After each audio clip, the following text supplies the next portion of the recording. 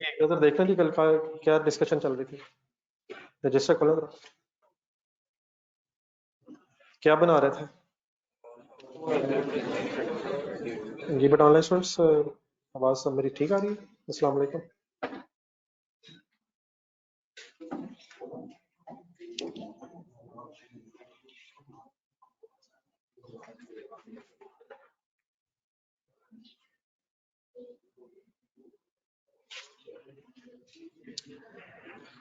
जी sir, manufacturing business के angle से एक डिस्कशन करते हुए हम cost of goods manufactured statement बना रहे थे।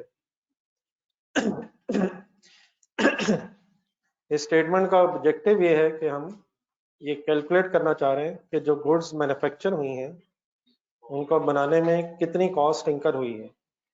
तो गुड्स की मैन्युफैक्चरिंग में 3 तरह की कॉस्ट इंकर होती हैं। अपनी स्टेटमेंट देख के बताएंगे कौन सी। नंबर 1 रॉ मटेरियल कंज्यूम होता है, नंबर 2 डायरेक्ट लेबर कॉस्ट आती है, और नंबर 3 इसके अलावा फैक्ट्री ओवरहेड्स का एक्सपेंस इंकर होता है। तो इन 3 फिगर्स को प्लस अगर कर लिया जाए तो हमारे पास फिर टोटल मैन्युफैक्चरिंग कॉस्ट आ जाती है। ठीक है प्लीज, कोई कंफ्यूजन कल से रिलेटेड? इधर आप दरवाजा बंद कर देना, ये अभी आ रहे हैं शायद।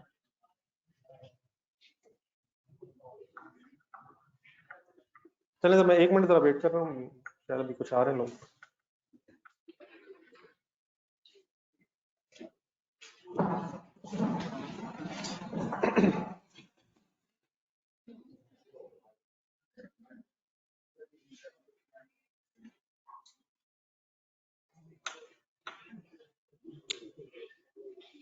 एक दो लोग आगे आ सकते हैं शायद, ये दानियल के साथ। एक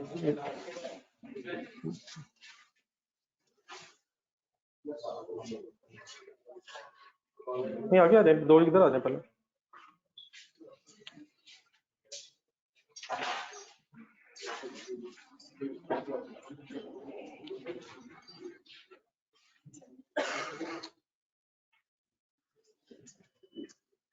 चलिए बेटा स्टार्ट कर ही लेते हैं यार। एक नजर फॉर्मेट जहां तक बनाया था वो जरा पढ़ के मेरे साथ रिवाइज कर लें जरा। सबसे पहले क्या हेडिंग लिखी थी? रॉ मटेरियल की हेडिंग में फिर क्या कैलकुलेट हुआ था?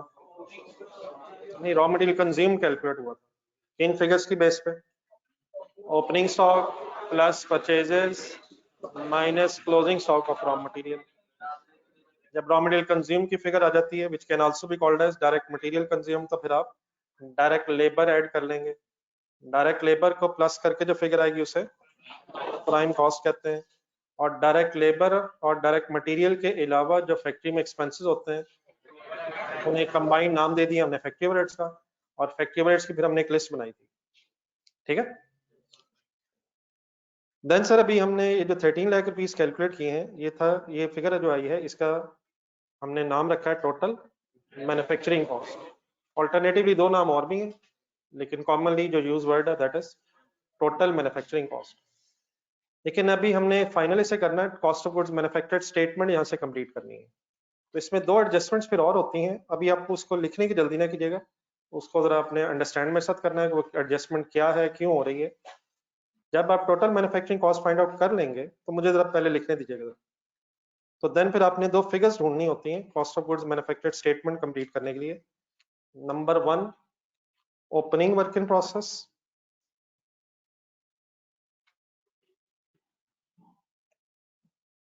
क्या वर्ड बोला मैंने? Work in process. और सेकेंडली फिर आपने ढूंढना होता है क्लोजिंग वर्क इन प्रोसेस। अब इन फिगर्स का यहाँ क्या मतलब है, ये क्या चीज आ गई है, इसको अंडरस्टैंड करने के लिए पहले आप जरा कल जो फैक्ट्री की हमने एक डायग्राम बनाई थी वो सामने रखा था। फुल कंसंट्रेट करें, यही छोटी छोटी चीजें आगे जाके बहुत एडवांस हो जानी है, तो पूरी कोशिश करें कि जो जो बात हो वो सही तरह से आप क्लियरली अंडरस्टैंड कर लें। तो फैक्ट्री की डायग्राम काइंडली सामने रखें।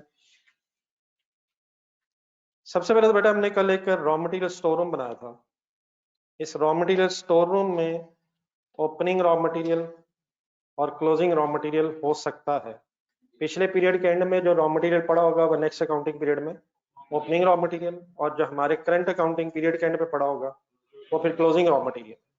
सिमिलरली जो फिनिश गुड्स का स्टोर रूम है उसमें भी अगर पिछले साल कुछ गुड्स बन गई थी और अनसोल्ड रह गई थी तो वो क्लोजिंग फिनिश गुड्स होंगी, जो नेक्स्ट अकाउंटिंग पीरियड के स्टार्ट पे ओपनिंग फिनिश गुड्स। और फिर अगर करंट ईयर में कुछ गुड्स बनी हैं लेकिन वो सेल नहीं हो सकी हैं, पड़ी रह गई हैं, तो उन्हें हम क्लोजिंग फिनिश गुड्स कहेंगे। लेकिन मैन्युफैक्चरिंग बिजनेस में रॉ मटेरियल और फिनिश गुड्स के स्टॉक के साथ साथ एक समटाइम्स वर्क इन प्रोसेस का स्टॉक भी हो सकता है। जरा दरमियान में प्रोडक्शन हॉल को जहन में लाया, जरा प्रोडक्शन हॉल में किस में कन्वर्ट होना है? रॉ मटेरियल ने फिनिश गुड्स में कन्वर्ट होना है। लेकिन इट इज क्वाइट पॉसिबल कि जिस वक्त आपका ईयर एंड आया है उस वक्त कुछ शर्ट्स की एग्जांपल चल रही थी, इसलिए मैं उसको बेस बना रहा हूँ कि कुछ शर्ट्स बनना शुरू हो तो गई हो लेकिन अभी 100% कंप्लीट ना हुई हो। तो ऐसी शर्ट्स कहाँ होंगी? ना ये शर्ट्स अब रॉ मटेरियल है, ना ही ये फिनिश गुड्स है। काम हमने स्टार्ट कर लिया करंट अकाउंटिंग पीरियड में, लेकिन अगर वो काम 100% कंप्लीट नहीं हो सका तो फिर ऐसी गुड्स जो इन प्रोसेस होती हैं, सेमी फिनिश फॉर्म में होती हैं, लेस देन 100% कंप्लीट होती हैं, उन्हें फिर बोला जाता है work in process. For example, just for sake of discussion, अगर हमारा अकाउंटिंग पीरियड स्टार्ट हो रहा है सपोज 1 जुलाई से लेके 1 जुलाई 2020 पे स्टार्ट हुआ और इसने एंड होना है 30 जून 2021 पे। तो 30 जून 2021 पे ईयर एंड वाले दिन हमारे प्रोडक्शन हॉल में कुछ ऐसी शर्ट्स पॉसिबल है कि हो सके, मौजूद हो, जिन पे हमने कुछ काम कर लिया हो लेकिन अभी 100% कंप्लीट ना हुई हो। मसलन फॉर एग्जांपल स्टिचिंग स्टार्ट होगी, कोई बटन रह गए हैं या उनके कोई कफ लगाने रह गए हैं, तो पैकिंग सारी नहीं हो सकी है, तो 100% कंप्लीटेड गुड्स तो फिनिश गुड्स कहलाएंगी। अगर काम अभी शुरू ही नहीं हुआ तो वो तो रॉ मटेरियल है, अभी क्लॉथ पड़ेगा। लेकिन अगर इन प्रोसेस गुड्स हो, लेस देन 100% कंप्लीट हो, तो वो फिर वर्क इन प्रोसेस कहलाता है। तो अब उसी एंगल से अगर हम और से देखें तो पीरियड के स्टार्ट पे जब प्रोडक्शन डिपार्टमेंट में गुड्स इन प्रोसेस होंगी उसे फिर क्या कहेंगे? Opening work in process. और अगर पीरियड एंड पे कुछ गुड्स बन रही हैं और कंप्लीट नहीं हुई तो फिर वो क्लोजिंग वर्क इन प्रोसेस हो जाएगा। तो मैन्युफैक्चरिंग बिजनेस में 3 तरह का स्टॉक पॉसिबल है, raw material, work in process and finish goods भी हो सकती हैं। अब जरा काइंडली अपनी जरा स्टेटमेंट देखें, मैंने जरा थोड़ी सी फैक्ट्री से आपको और समझाना, जरा थोड़ी सी स्टेटमेंट जो कल बना रहे थे वो देखें। 13 लाख रुपीस की जो कॉस्टिंग हुई है हमारी,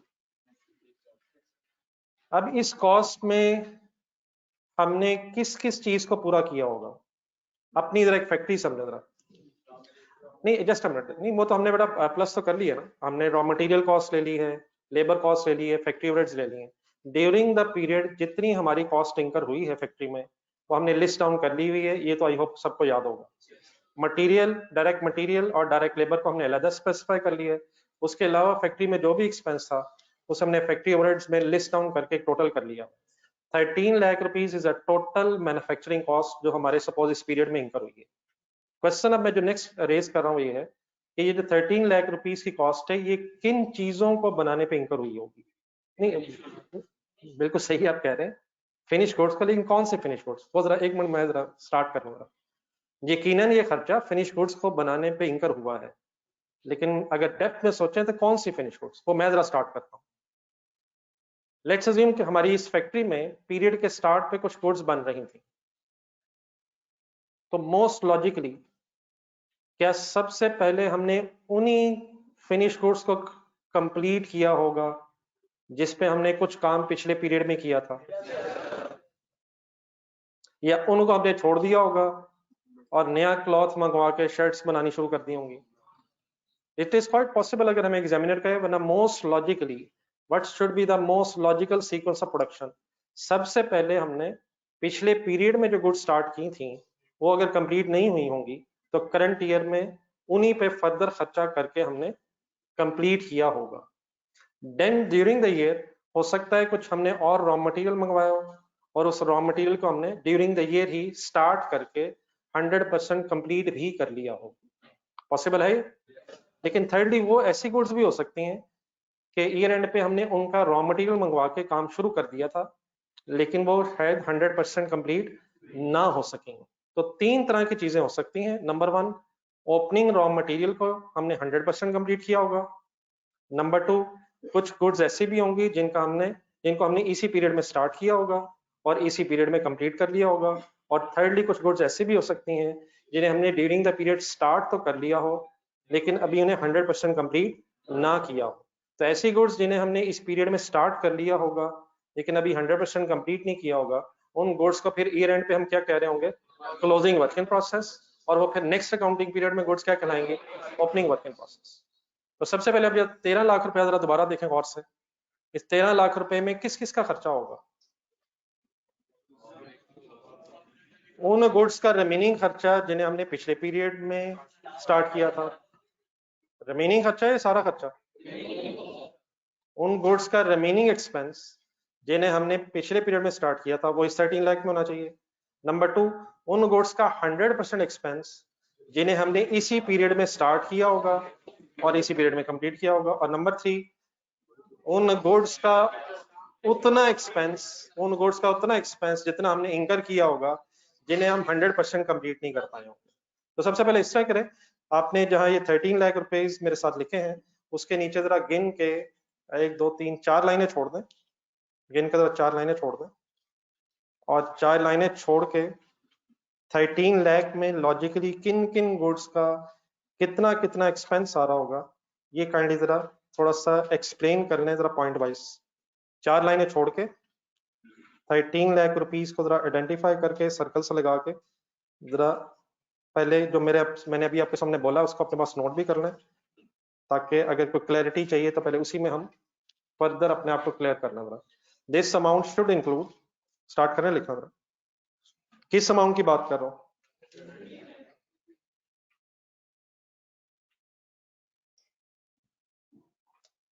This amount should include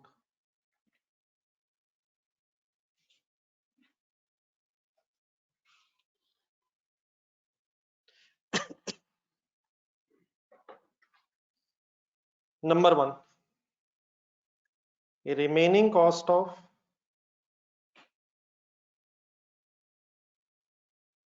opening work in process.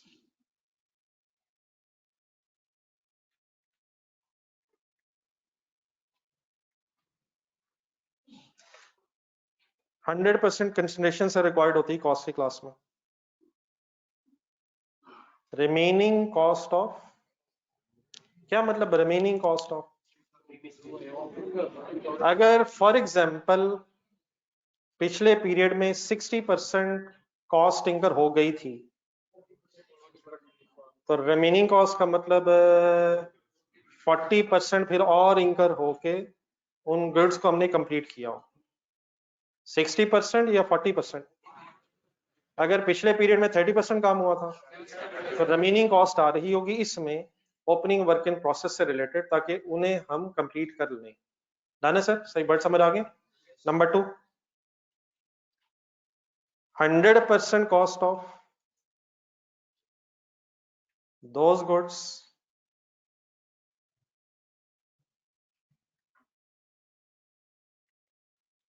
which were started and completed during the period.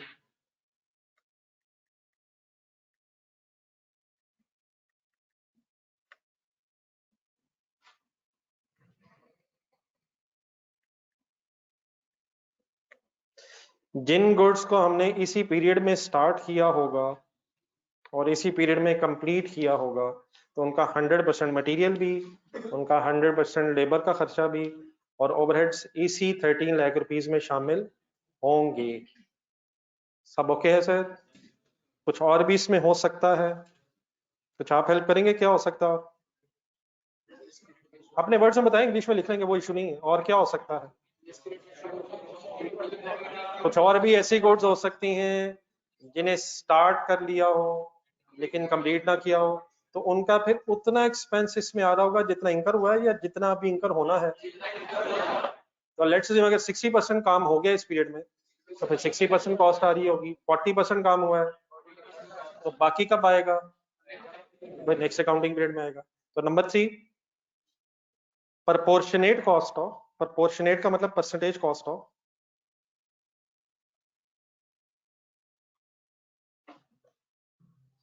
proportionate means percentage cost of those goods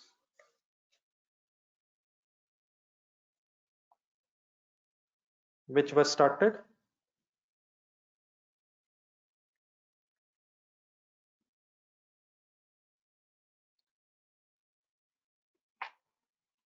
but not fully completed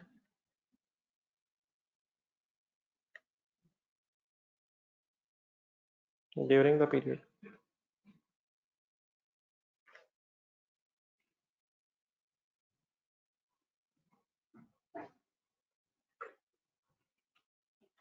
proportionate cost से कुछ समझ आ जाएगा या फंस जाएंगे? नहीं, परसेंटेज कॉस्ट का मतलब जो इंकर हुई है, प्रोपोर्शनेट या परसेंटेज कॉस्ट इंकर्ड, एक दूसरा वर्ड लगाने शायद, रिमेनिंग शायद नहीं, जो इंकर हुई है, इंकर्ड ऑफ दोज गुड्स जो इस पीरियड में इंकर हुई है। अगर 40% इंकर हुई है तो वो आ रही होगी, 60% इंकर है तो वो है, 70% इंकर है। जितना खर्चा हो गया होगा वो इसमें शामिल होगा, और अभी रिमेनिंग कुछ एक्सपेंस नेक्स्ट अकाउंटिंग पीरियड में आएगा, तो फिर ये गुड्स अगले पीरियड में नेक्स्ट अकाउंटिंग पीरियड में कंप्लीट होंगी। जो पॉइंट 1 है उसमें रिमेनिंग, और जो पॉइंट नंबर 3 में मैंने परसेंटेज कॉस्ट इंकर लिखा हुआ है, ये वर्ड्स क्लियरली समझ आते हैं? किन गुड्स का रिमेनिंग खर्चा और किन गुड्स का जो इंकर हुआ है वो खर्चा। ओपनिंग का रिमेनिंग खर्चा, और जो क्लोजिंग वर्क इन प्रोसेस है उसका जितना एक्सपेंस इंकर हुआ वो हमारे 13 लाख में आ रहा होगा। तो 13 lakh rupees is the combination of 3 things शायद, ओपनिंग का रिमेनिंग, जो गुड्स कंप्लीट हुई हैं उनका 100% जो इस पीरियड में स्टार्ट होके, और जो गुड्स स्टार्ट तो हो गई हैं लेकिन कंप्लीट नहीं हुई, उनका फिर जितना एक्सपेंस इंकर हुआ है वो हमारे 13 लाख रुपीज में लॉजिकली होना चाहिए। अब मैं यहाँ जरा रुकता हूँ, आप भी जरा सोच लें, पढ़ भी लें, अगर कोई कंफ्यूजन है तो काइंडली क्लियर करें, पढ़े जरा गौर से दोबारा।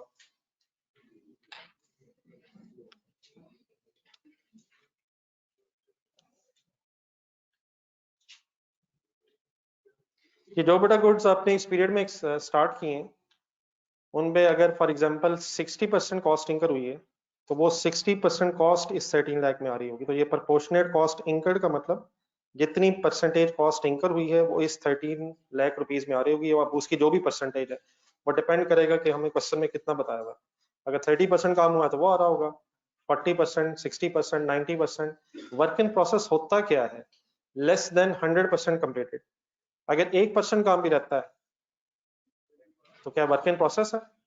1% भी रहता है, 99.999999 फिनिश गुड्स कब कहलाएंगे?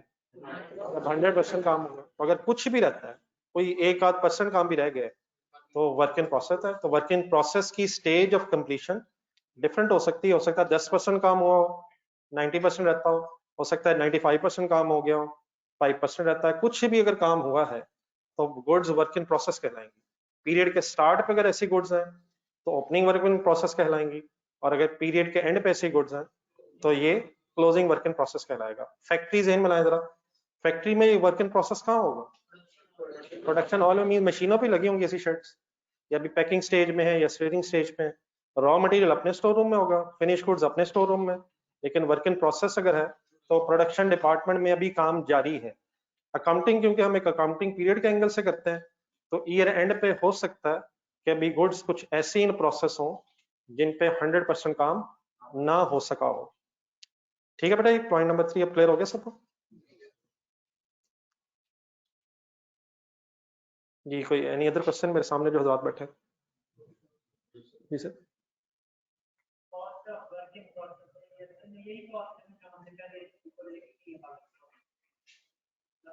सर आप खड़े क्यों हो गए? पहले तो शर्मिंदा कर रहे हैं आप। कोई मसला नहीं, मेरी आवाज आ गई, बैठे प्लीज। बेटा 13 लाख रुपीस की अमाउंट इंकर हुई है हमारा इस पीरियड में। कुछ मटेरियल लगा, उसकी कॉस्ट हमने कैलकुलेट की, कुछ लेबर कॉस्ट आई है और कुछ फैक्ट्री ओवरहेड्स की कॉस्ट आई है। 13 लाख रुपीस एक कॉस्ट आ गई। हम अब ये डिसाइड ही कर रहे हैं कि इस 13 लाख रुपीस में किन किन गुड्स को बनाने का खर्चा शामिल होगा। सबसे पहले ये मेरा क्वेश्चन समझ आ गया? तो मैंने नीचे पॉइंट नंबर 1 अब ये लिखा है कि सबसे पहले अगर हम अपनी फैक्ट्री सोचें तो हमने ड्यूरिंग द ईयर उन गुड्स को पूरा करने पे फर्दर एक्सपेंस किया होगा, जिन गुड्स को हमने पिछले पीरियड में स्टार्ट तो कर लिया था लेकिन उन्हें कंप्लीट नहीं कर पाए होंगे। लेकिन इस 13 लाख में उन गुड्स का सिर्फ वो एक्सपेंस इंकर किया होगा हमने फर्दर जिनसे वो गुड्स कंप्लीट हो जाए। मींस फॉर एग्जांपल अगर पिछले पीरियड तक 30% गुड्स कंप्लीट हो गई थी तो सबसे पहले हमने उस पर रिमेनिंग 70% कॉस्ट इंकर करके उस वर्क इन प्रोसेस को फिनिश गुड्स में कन्वर्ट किया होगा। यहाँ तक मेरी बात समझ आ गई? तो इस 13 लाख में क्या वो खर्चा होगा जो हमने उन गुड्स की रिमेनिंग कॉस्ट इंकर करके उन्हें कंप्लीट किया होगा? नहीं समझ आ रहा सर? बच्चा क्या होगा सर? खर्चा क्या होगा सोच लेते हैं सर। क्लॉथ मंगवा लिया, कुछ और चीजें भी तो चाहिए होती है ना, लेबर का खर्चा भी आना है, कुछ उसने एम्प्लॉइज ने काम का, फिर बिजली भी इस्तेमाल होनी है फैक्ट्री और क्या खर्चा होना है? चीजों को बनाने में कौन से खर्चे होने हैं? मटेरियल लगना है, लेबर लगनी है और ओवरहेड्स लगने हैं, ये सब कुछ लगना है। लेकिन अगर अभी गुड्स कंप्लीट नहीं हुई तो इसका मतलब अभी भी सारा काम नहीं हुआ, तो इट मीन सारा खर्चा नहीं हुआ। लेट्स अज्यूम एक शर्ट को बनाने में अगर टोटल कॉस्ट सपोज 600 रुपीज आती है और वो अभी इन प्रोसेस है, तो क्या पूरा 600 आ गया होगा खर्चा? अब वो अगर फॉर एग्जांपल 600 टोटल है और 30% काम हुआ तो शायद 180 रुपीज अभी एक्सपेंस हुआ होगा, और बाकी जो उसका रहता है 420 रुपीज वो फिर नेक्स्ट पीरियड में इंकर होगा। अब बाकी 420 का मतलब कुछ शायद और मटेरियल अभी लगना होगा, कुछ लेबर की कॉस्ट और आनी होगी, कुछ ओवरहेड्स का उसे हिस्सा मिलना होगा। तो गुड्स को बनाने में कॉस्ट आनी कौन सी है? मटेरियल लगना है, आगे बताएं, लेबर लगनी है और फैक्ट्री ओवरहेड्स लगनी है, ये तीन ही लगनी है। तो अगर ये तीनों चीजें इसी पीरियड में 100% लग गई हैं फिर तो ये वर्क इन प्रोसेस नहीं है। स्टार्टेड एंड कंप्लीटेड अगर है तो इसका मतलब है पीरियड एंड पे कोई इन प्रोसेस काम नहीं है, ये 100% फिनिश गुड्स बन चुकी हैं। लेकिन अगर हमारे पीरियड के स्टार्ट पे कुछ ओपनिंग वर्क इन प्रोसेस में गुड्स थी तो इसका मतलब उस पर कुछ कॉस्ट पिछले पीरियड में आ गई होगी और कुछ मैन्युफैक्चरिंग कॉस्ट हमारे पीरियड में अभी इंकर होनी होगी। और मोस्ट लॉजिकली जब हमने इस साल अपनी प्रोडक्शन की होगी, फैक्ट्री चलाई होगी, तो सबसे पहले उन्हीं गुड्स को हमने 100% कंप्लीट करने की कोशिश की होगी जो इन प्रोसेस थी at the beginning of the period.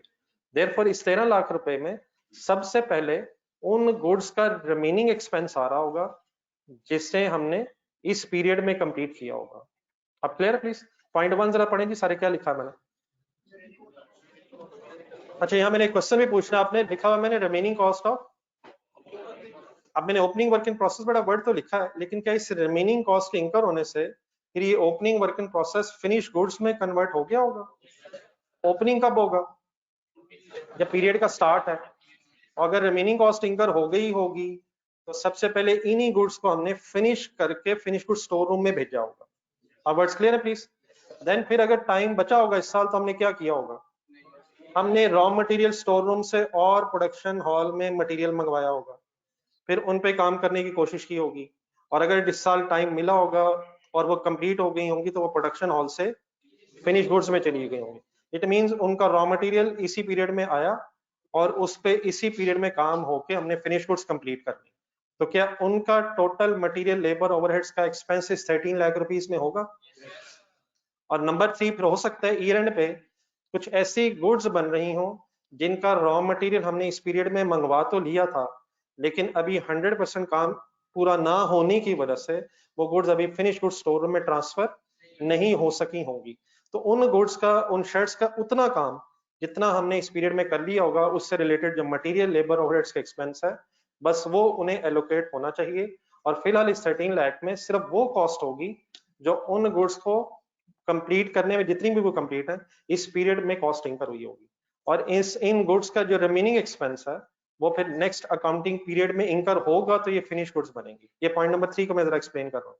Let's assume जो हमारे इन प्रोसेस गुड्स हैं ईयर एंड पे उन पे 80% काम हो गया।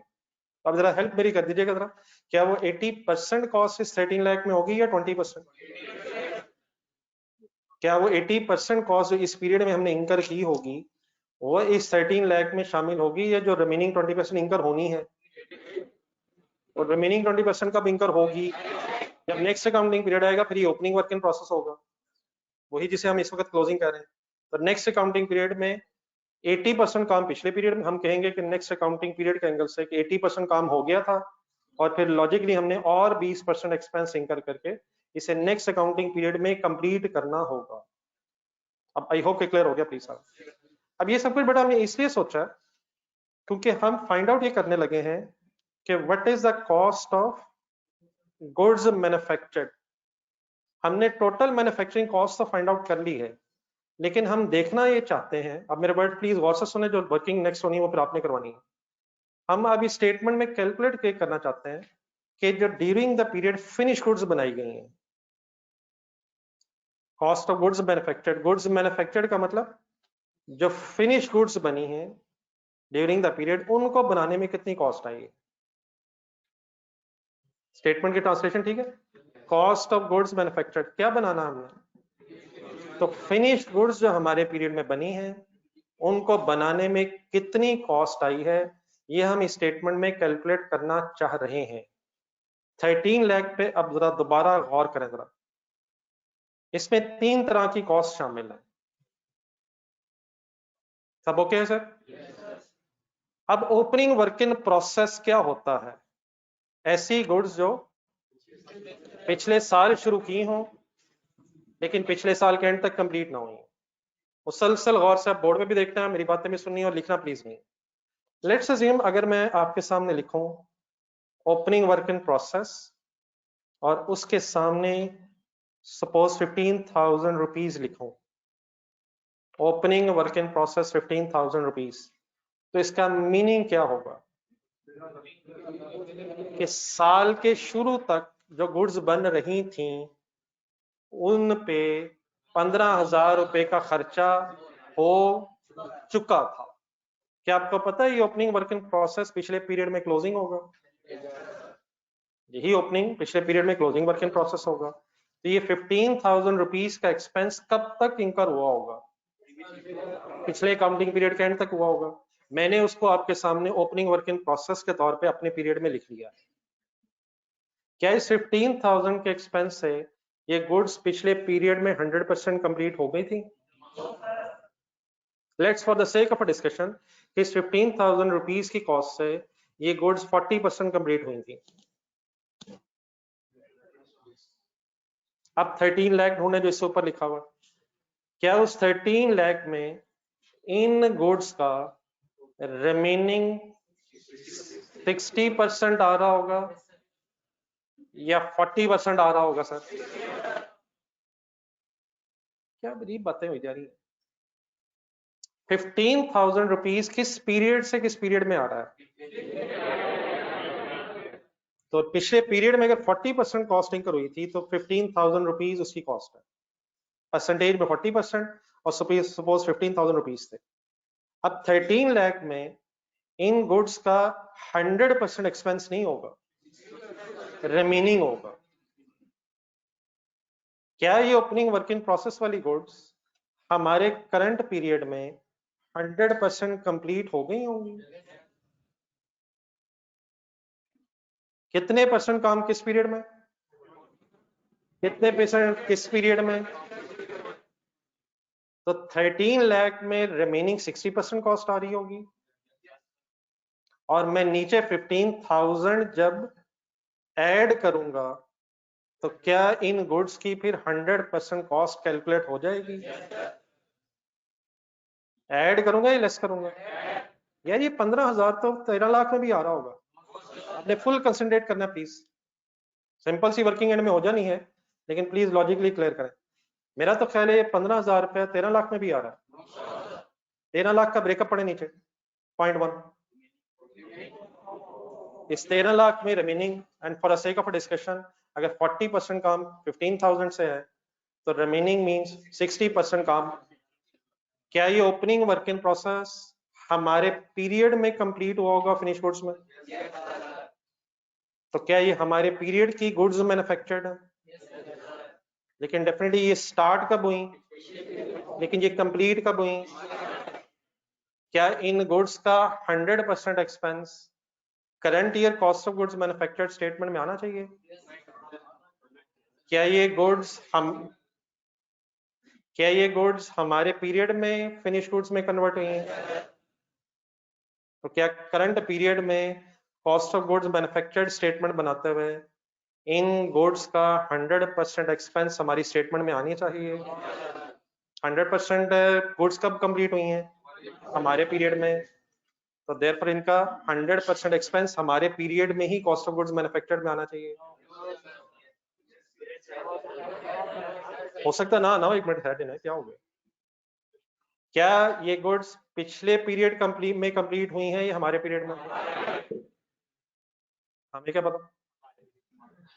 क्या हमें पता ये स्टार्ट कब हुई थी? वो कैसे पता चला? ओपनिंग वर्क इन प्रोसेस है, कुछ काम शुरू हो गया था। लेकिन अगर ये वर्क इन प्रोसेस में गुड्स थी तो इसका मतलब ये फिनिश गुड्स नहीं थी। ड्यूरिंग द पीरियड सबसे पहले हमने इन्हीं को फिनिश गुड्स में कन्वर्ट किया होगा इस साल। तो जिस साल ये फिनिश गुड्स बनी है उसी साल बेटा फिर इनकी 100% कॉस्ट हमारी cost of goods manufactured statement में आनी चाहिए। हमारी स्टेटमेंट ये cost of goods manufactured statement, जो चीजें बनी हैं उनकी कॉस्ट। क्या ये ओपनिंग वर्क इन प्रोसेस वाली चीजें हमारे पीरियड में कंप्लीट हुई हैं? लेकिन डेफिनेटली 100% कॉस्ट हमारे पीरियड में नहीं आई। 40% पिछले पीरियड में आई थी और रिमेनिंग हमारे पीरियड में आई होगी। तो अब अगर इन गुड्स की मैंने 100% कॉस्ट कैलकुलेट करनी है, इन गुड्स की जो कंप्लीट हमारे पीरियड में हुई हैं, तो रिमेनिंग तो 13 लाख में आ रहा होगा, लेकिन जो आ चुका था वो मुझे फिर ऐड करना होगा ताकि इसकी टोटल कॉस्ट हमारे सामने आ जाए। आई होप कि मैं कुछ समझा पाए। हम कैलकुलेट क्या करना चाह रहे हैं? स्टेटमेंट की हेडिंग है cost of goods manufactured statement. In other words, हमारे पीरियड में जो गुड्स मैन्युफैक्चर हुई हैं उनकी कॉस्ट कैलकुलेट करना चाहते हैं। तो क्या ओपनिंग वर्क इन प्रोसेस को आपने करंट ईयर में कंप्लीट किया होगा? देयरफॉर उनकी cost of goods manufactured current period में आनी चाहिए। लेकिन रिमेनिंग तो मटेरियल लेबर ओवरहेड्स में आ गई होगी। जो पिछले पीरियड का खर्चा है वो फिर हमें अलग से उठा के इसमें ऐड करना पड़ेगा ताकि रिमेनिंग और पिछला खर्चा ऐड अप होकर टोटल कॉस्ट बन जाए। आपको समझा पाया मैं प्लीज? एक साइड में और जाऊंगा, फिर बाद में दोबारा मैंने आपसे पिछला क्वेश्चन ही रिपीट करना जो मैंने बोला। अब एक सेकंड के लिए इसके नीचे है क्लोजिंग वर्क इन प्रोसेस में। मैंने ओपनिंग के नीचे क्लोजिंग भी लिखा है। मेरी भी बात वैसे कंप्लीट नहीं हुई है, जस्ट मैं जरा क्लोजिंग से फिर वापस ओपनिंग में आता हूं। अब लेट्स अज्यूम मैं क्लोजिंग वर्क इन प्रोसेस के सामने लिखूं 25,000 रुपीज। बताइए इस 25,000 रुपीज का मीनिंग।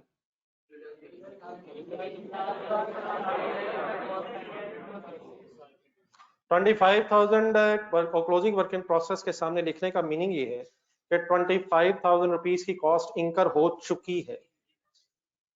लेकिन क्या इस 25,000 रुपीज की कॉस्ट से गुड्स कंप्लीट हो गई? अगर हो गई होती तो ये क्या ना होती? नहीं, फिर ये वर्क इन प्रोसेस ना होती, फिर ये वर्क इन प्रोसेस बेस पे ना होता। लेकिन अगर ये वर्क इन प्रोसेस है तो इट मींस कॉस्ट इंकर तो हो गई है, लेकिन ये 100% कॉस्ट नहीं है। Once again suppose for a sake of a discussion कि ये 80% कॉस्ट इंकर हो चुकी है इस क्लोजिंग वर्क इन प्रोसेस की। अब नीचे वाले 3 पॉइंट्स ना ढूंढें। बताएं क्या ये 25,000 रुपया इस 13 लाख में आ रहा?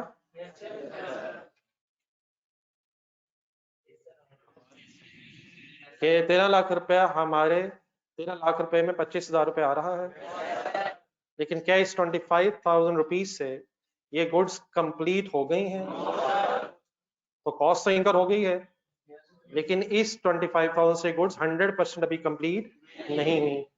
हम देखना ये चाहते हैं कि जो गुड्स मैन्युफैक्चर हुई हैं उनकी कॉस्ट कितनी है। तो गुड्स मैन्युफैक्चर जो हुई है का मतलब जो फिनिश गुड्स मैन्युफैक्चर हुई हैं उनकी टोटल कॉस्ट क्या है।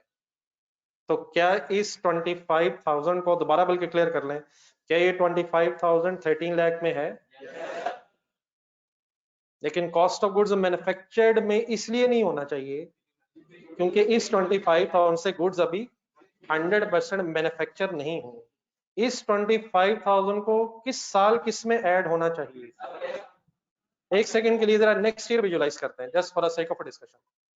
नेक्स्ट ईयर बेटा आप जिस तरह cost of goods manufacture statement हम बना रहे हैं इस साल, नेक्स्ट ईयर में भी हम जब cost of goods manufactured calculate करेंगे तो रॉ मटेरियल कंज्यूम कैलकुलेट होगा, डायरेक्ट लेबर कैलकुलेट होगी, फैक्ट्री ओवरहेड्स नेक्स्ट पीरियड के कैलकुलेट होंगे, कोई एक फिगर यहाँ टोटल मैन्युफैक्चरिंग कॉस्ट कैलकुलेट हो जाएगी।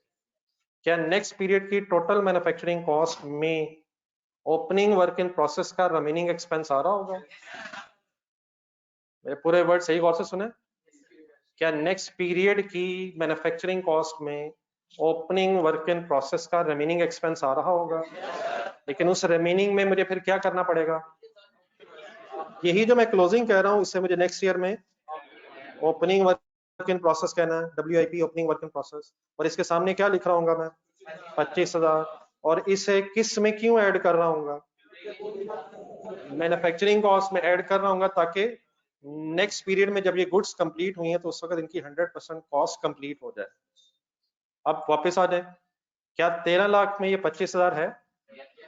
13 लाख में ये 25,000 है, लेकिन cost of goods manufactured calculate करते हुए इसे इस साल क्यों माइनस कर दें? ये खर्चा तो हुआ है, लेकिन इस गुड्स से, इस खर्चे से भी गुड्स 100% नहीं हुई। इसे तब ऐड होना चाहिए जब इनका रिमेनिंग एक्सपेंस इंकर हो जाए। तो यकीनन टोटल मैन्युफैक्चरिंग कॉस्ट 13 लाख है, लेकिन हम फाइंड आउट ये करना चाह रहे हैं कि जो इस पीरियड में गुड्स कंप्लीट हुई हैं उनको बनाने में टोटल एक्सपेंस कितना है। तो ओपनिंग वर्क इन प्रोसेस इसलिए ऐड हुआ है ताकि रिमेनिंग कॉस्ट में ओपनिंग कॉस्ट ऐड होने से ओपनिंग वर्क इन प्रोसेस की 100% कॉस्ट बन जाए, और क्लोजिंग वर्क इन प्रोसेस को इसलिए माइनस कर दिया है क्योंकि इस 25,000 की रुपीज से अभी ये गुड्स 100% कंप्लीट नहीं हुई। इनको इस 25,000 रुपए को उस वक्त ऐड करेंगे जब नेक्स्ट पीरियड में इंशाल्लाह ये गुड्स कंप्लीट हो जाएंगी। देन एक आखिरी काम, फिर उसके बाद अगर आपका कोई पॉइंट रह गया, नीचे जरा अपने पॉइंट नंबर 2 भी एक ढूंढना, जरा नीचे 3 पॉइंट्स लिखे थे। क्या उन गुड्स की कॉस्ट को कोई एडजस्ट करने की जरूरत नहीं है जिन्हें हमने स्टार्ट भी किया और एंड भी कर लिया? तो उस एडजस्टमेंट की कोई जरूरत नहीं है, उनकी 100% कॉस्ट हमारे ही पीरियड में आ रही होगी, तो हमें सिर्फ एडजस्टमेंट करनी पड़ेगी ओपनिंग वर्क इन प्रोसेस की और क्लोजिंग वर्क इन प्रोसेस की। कुछ क्लियर हो गया? प्लीज बता देंगे मैंने ओपनिंग वर्क इन प्रोसेस क्यों ऐड किया है? बोलने बोलने मेरी आवाज आ रही है?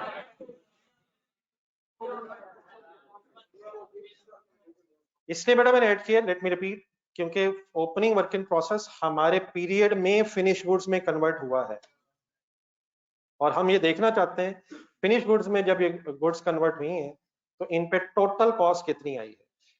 प्रॉब्लम इनका क्या है, ओपनिंग वर्क इन प्रोसेस का कुछ खर्चा पिछले पीरियड में आया था, कुछ हमारे पीरियड में, तो जो हमारे पीरियड में आ गया वो तो ठीक है, लेकिन हमारे पीरियड में जो रिमेनिंग कॉस्ट है उसमें फिर पिछले पीरियड की कॉस्ट भी प्लस होगी, तभी ये 100% कॉस्ट बन सकेगी। और क्लोजिंग वर्क इन प्रोसेस को मैंने इसलिए माइनस किया है ताकि ये उस साल ऐड हो सके जिस साल ये गुड्स 100% कंप्लीट हो। अब कुछ लॉजिकली क्लियर हो गया? एक जरा पिछले साल में जरा विजुलाइज करें, जरा ये जो मैंने 15,000 ओपनिंग में लिखा है, क्या ये पिछले साल का क्लोजिंग होगा? उस वक्त ये कैसे प्रेजेंट हुआ होगा? उस वक्त ये माइनस क्यों हुआ होगा? ये एक्सपेंस पिछले पीरियड में इंकर तो हुआ होगा, लेकिन उस वक्त ये 100% कंप्लीटेड गुड्स नहीं थी।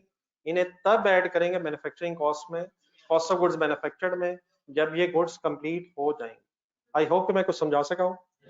सब ओके? प्लीज आप भी फिगर्स लिख लें, जगह मैंने छुड़वाई थी 4 लाइनें, और देन सॉल्व करने के बाद कैलकुलेटर पकड़ें।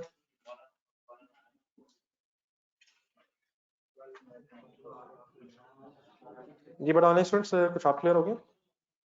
ये फिगर्स लिख लें, फिगर्स लिख कर जरा सॉल्व कर लें।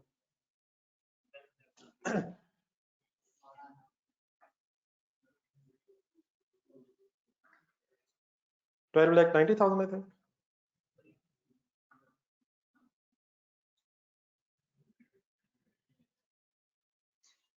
जी स्टिल एनी कंफ्यूजन प्लीज? जी लास्ट लाइंस प्लस माइनस पड़ा, समझ आ गया?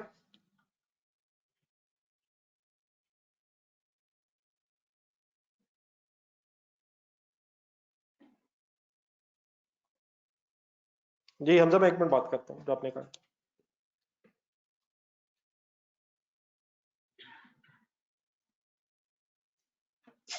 जी क्या आंसर बनता है प्लस में? अब what should be the name of this 12,20,000, sorry 12,90,000? हाँ जी, ये फाइनल फिगर है कॉस्ट ऑफ गुड्स मैन्युफैक्चर्ड।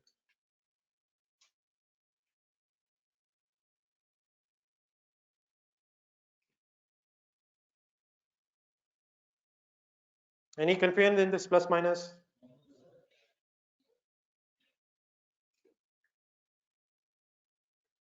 इस खामोशी की वजह कोई खतरनाक वाली तो नहीं है प्लीज? क्लास की छत से नीचे ही रही है बातें, कहीं ऊपर से तो नहीं निकल गई? नहीं, अगर यही है तो इंशाल्लाह थोड़ी बहुत नीचे आ जाएंगी, लेकिन गेम कहीं। Any confusion sir?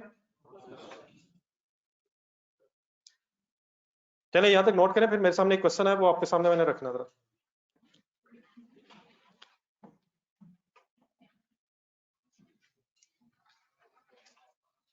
नहीं, क्वेश्चन जो आया वो सामने मेरे है, मैंने रखना है क्वेश्चन, वो वाला नहीं। क्वेश्चन सामने रखना है। एक भाई ने सवाल, आप तो पूछ रहे हैं, एक भाई ने क्वेश्चन किया हुआ। जी रेडी है? क्वेश्चन पूछ रहा हूँ एक आपसे। एक सेकंड भाई, बोर्ड पे जरा देखिए कि क्लोजिंग वर्क इन प्रोसेस में जो 25,000 रुपीज मैंने लिखे हैं, क्या ये इस पीरियड में इंकर हुआ? तो हमने तो माइनस कर दिए।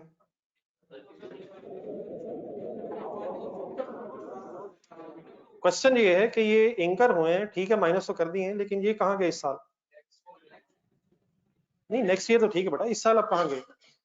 स्टेटमेंट ऑफ फाइनेंशियल पोजीशन जरा ध्यान में, ये बेटा सारे स्टॉक्स हैं।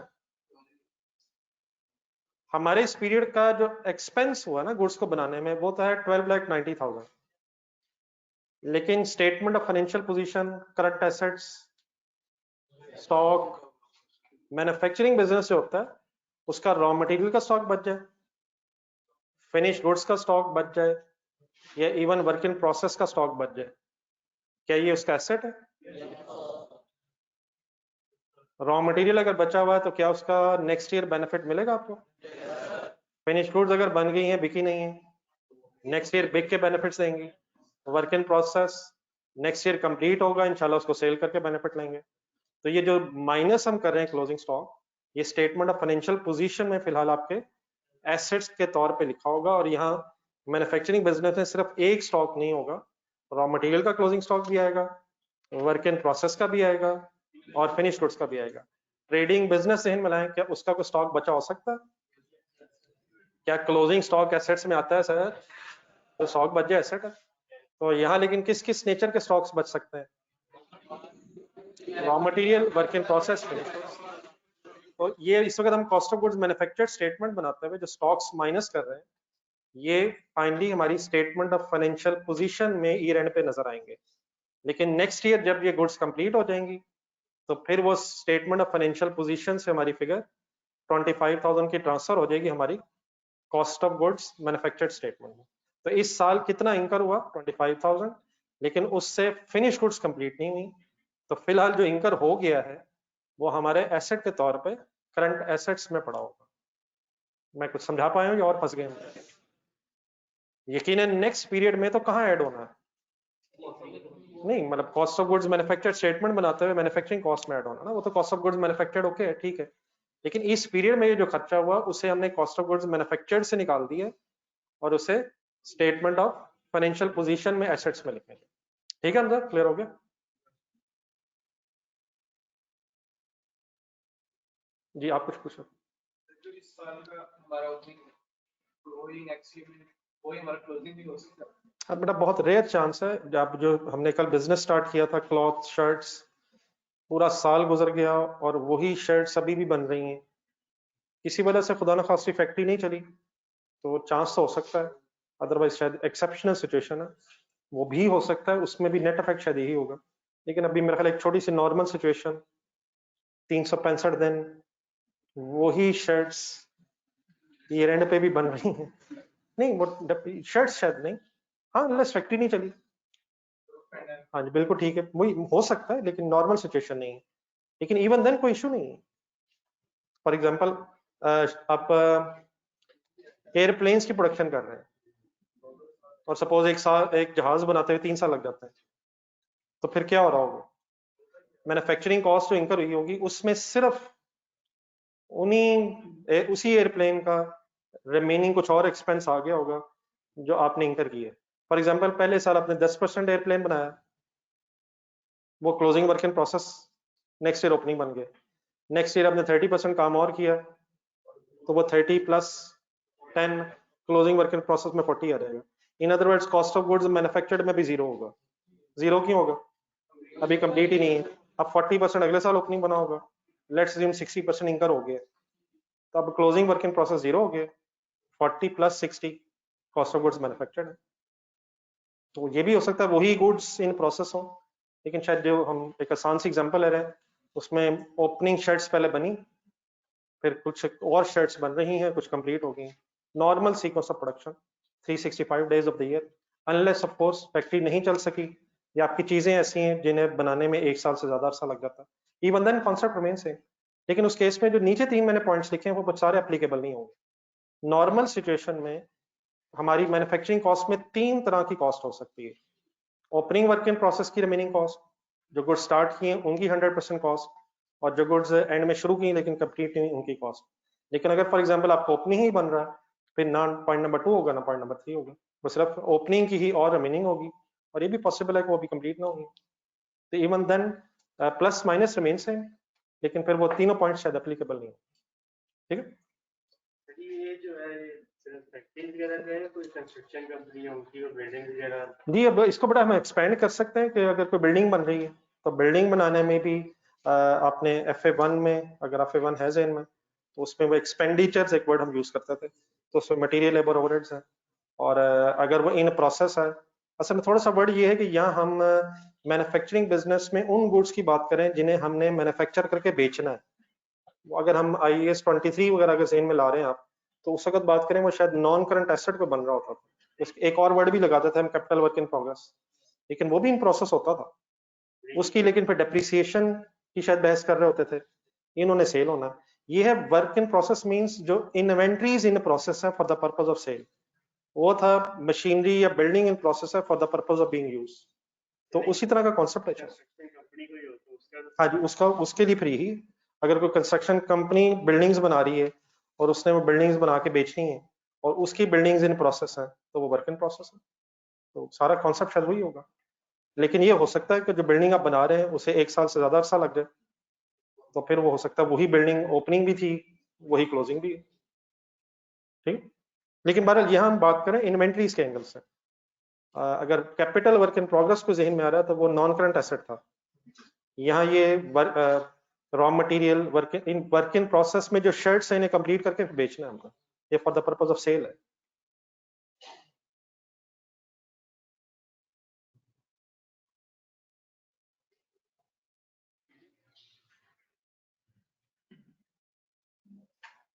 नहीं बेटा बस इस तरह से नहीं है यार, ये कोई क्वेश्चन और है जरा थोड़ा सा डिस्टर्बिंग है, आप लोग भी काइंडली सोचें क्या ये जरूरी है। फुल कंसंट्रेट जरा क्वेश्चन। लेट्स अज्यूम पिछले पीरियड के एंड पे जो गुड्स बन रही थी वो 40% कंप्लीट थी। पिछले पीरियड के एंड पे जो गुड्स बन रही थी वो 40% कंप्लीट थी। नेक्स्ट पीरियड में हमने रिमेनिंग मींस 60% काम और किया और वो कंप्लीट हो गई। अब करंट ईयर के एंड पे क्या जो हमारा वर्क इन प्रोसेस होगा वो कुछ जरूरी है कि वो भी 40% कंप्लीट हो? तो ये अलग गुड्स है कोई, ड्यूरिंग द ईयर हमने एंड में जो गुड्स बनानी शुरू की, ये कुछ जरूरी नहीं है कि इनकी परसेंटेज ऑफ कंप्लीशन एग्जैक्टली वही हो जो पिछले साल गुड्स बना रहे थे, तो उनकी परसेंटेज ऑफ कंप्लीशन है। जो शर्ट्स बना रहे थे वो कंप्लीट हो गई और जो और शुरू की हैं वो क्लोजिंग वर्क इन प्रोसेस है। हो सकता है ये जो इस साल के एंड पे वर्क इन प्रोसेस हो ये 70% कंप्लीट हो गया हो, ये 80% कंप्लीट हो गया हो। हाँ जस्ट बाय चांस हो सकता है ये भी 40% ही हो, लेकिन पिछले साल गुड्स पे कितना काम हुआ था ये कुछ जरूरी नहीं है कि इस साल के एंड पे भी गुड्स पे उतना ही काम हुआ हो। ये सेम गुड्स नहीं है या सेम ही गुड्स महसूस हो रही हैं। पिछले साल वाली गुड्स कहाँ गई, कंप्लीट होके कहाँ गई? तो इस साल वर्क इन प्रोसेस कहाँ से आ गया, कहाँ कहाँ से आ गया? फिर और रॉ मटेरियल आया, कहाँ से आया? स्टोर रूम से आया, वही फिनिश गुड वापस नहीं इधर आ गई। फिर और क्लॉथ मंगवाया, अब उस पे कितने % काम हुआ? हो सकता है एग्जैक्टली उतना ही हुआ, और ये भी हो सकता है कि उससे कम या ज्यादा हो गया हो। और क्या ये भी पॉसिबल है कि वर्क इन प्रोसेस हो ही ना, जो गुड्स आपने स्टार्ट की वो 100% कंप्लीट हो गई। तो ओपनिंग मींस जो पिछले पीरियड में स्टार्ट हुई थी, और क्लोजिंग मींस जो हमने करंट ईयर में स्टार्ट की हैं लेकिन अभी कंप्लीट नहीं हुई। तो इनकी परसेंटेज जरूरी नहीं है कि जो पिछले साल हो वही इस साल के एंड पे भी क्लोजिंग वर्क इन प्रोसेस की कंप्लीशन परसेंटेज हो। ठीक है मिस्टर अब्बास जी, एनी अदर कंफ्यूजन? चलिए सर, आपके पास सर आज जो आपका नोट्स मिला जरा उसका सेकंड पेज, फर्स्ट पेज पे तो ये सारी जो डिस्कशन हमने की है लिखी हुई है। एक छोटे से जरा क्वेश्चन है, जरा वर्किंग स्टार्ट करना जरा। एक क्वेश्चन नंबर 1 ढूंढिएगा जरा। ऑनलाइन स्टूडेंट्स आप जरा मेरे साथ रहिएगा। वैसे फिलहाल शायद से एक सॉफ्ट कॉपी शेयर तो ये होगी आपको, लेकिन क्वेश्चन जरा मेरे साथ ही करें आप जी। Second page of this set, question number 1 ढूंढना। एक आसान सा डाटा है, जस्ट इसका पर्पज है कि जरा ये जो फॉर्मेट्स हमने बनाए हैं ये जरा फाइनल हो जाए। या चलें, इसमें एक रिक्वायरमेंट और आ गई है, जरा रजिस्टर पे ही है जरा वापस। इस क्वेश्चन से पहले एक छोटा सा काम और करना था। Cost of goods manufactured statement जहां आपने कंप्लीट किया रजिस्टर। एक सेकंड जरा, सॉरी, ये साइड पर रखना है, रजिस्टर वापस आना। एक काम जरा पहले और कंप्लीट करना। ये जो 1290 आया है सर, ये क्या आया है?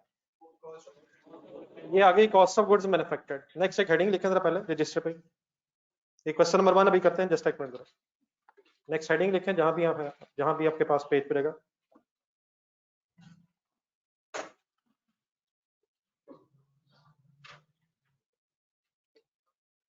स्टेटमेंट ऑफ प्रॉफिट और loss.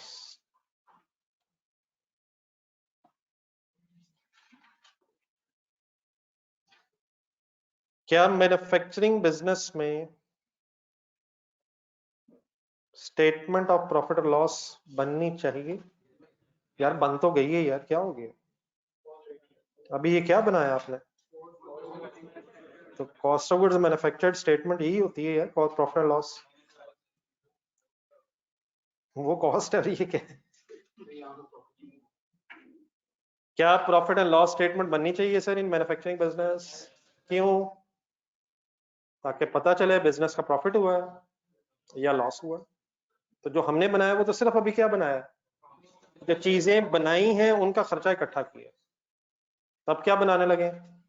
Statement of profit loss. लेकिन किस केस में? मैन्युफैक्चरिंग बिजनेस के केस में। बस हेडिंग लिख लीजिएगा काइंडली। इसके आगे जरा कुछ में से वर्ड जरा सुन के रिवाइज करना है। आपने कभी ट्रेडिंग बिजनेस में स्टेटमेंट ऑफ प्रॉफिट लॉस बनाई है? प्लीज मुकरना चाहिएगा प्लीज। सर बनाइए सर। कहां से स्टार्ट करते हैं? यहां भी सेल्स आएंगी, लेकिन किसकी? हाँ जी, ऑफ फिनिश गुड्स। पेशेंस सिखाएं एक मिनट। मैन्युफैक्चरिंग बिजनेस सेल करेगा किसको?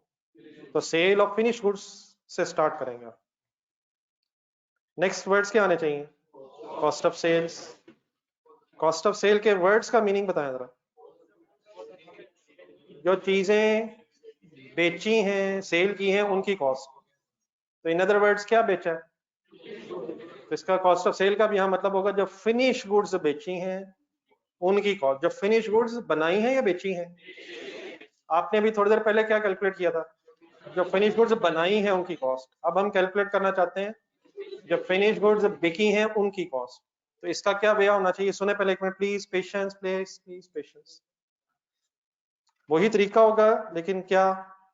ओपनिंग स्टॉक किसका? हाँ जी, ऑफ फिनिश गुड्स।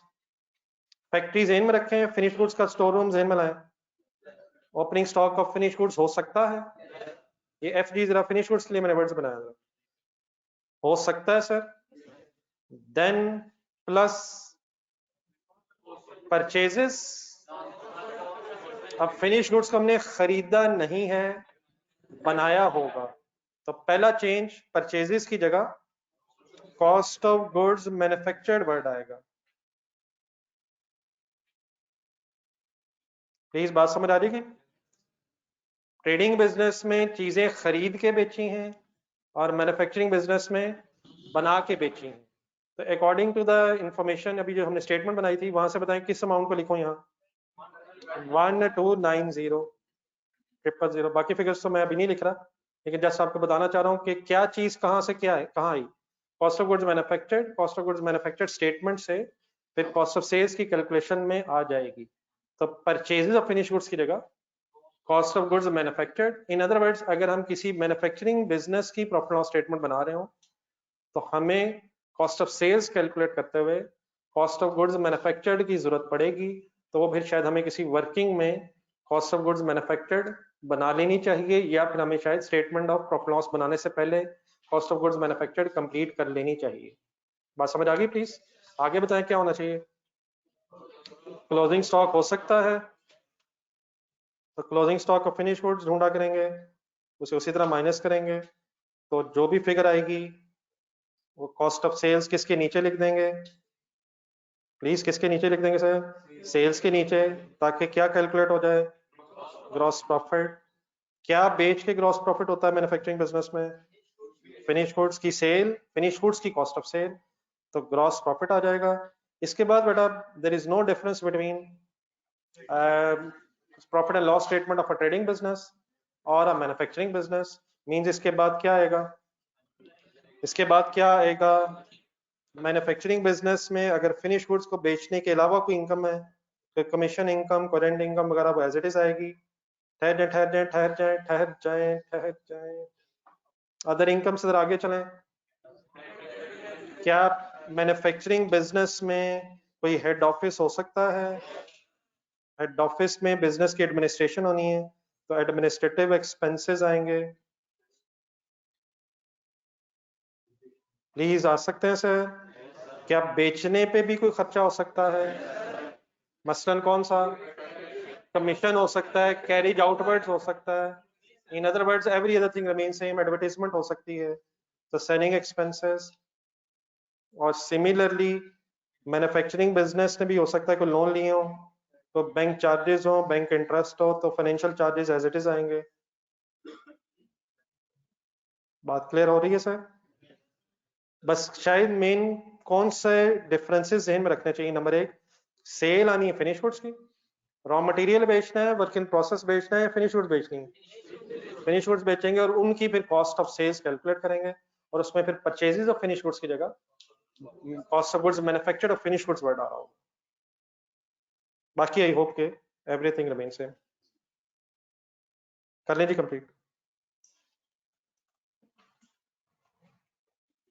अगर फिनिश गुड्स डैमेज हो जाएं हमाद, फिर सब कुछ होगा आहिस्ता आहिस्ता, लेकिन अल्लाह ना करे यार, गेम ऑन होने तो दे यार,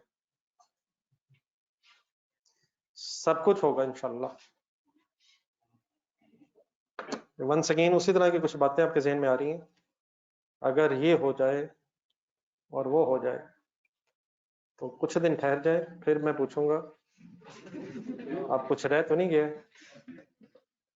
तो बेफिक्र रहें, इंशाल्लाह ये इंजॉयमेंट बहुत ज्यादा ऑन हो गई है, बस इसे 2-3 दिन जरा ऑन हो जाने जैसे का। बेसिक्स बेटा क्लियर कर लें, बाकी एवरीथिंग इंशाल्लाह जो आपको पता है बस बीच में आ रही है।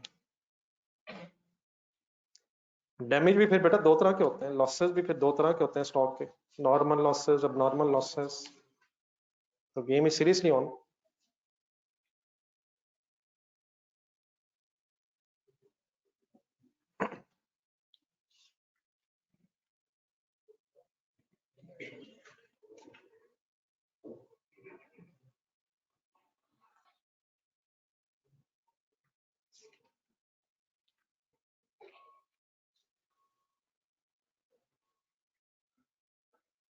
जी वेटिंग फ्रॉम द साइड जी, कंप्लीट कर लेंगे तो बताइए।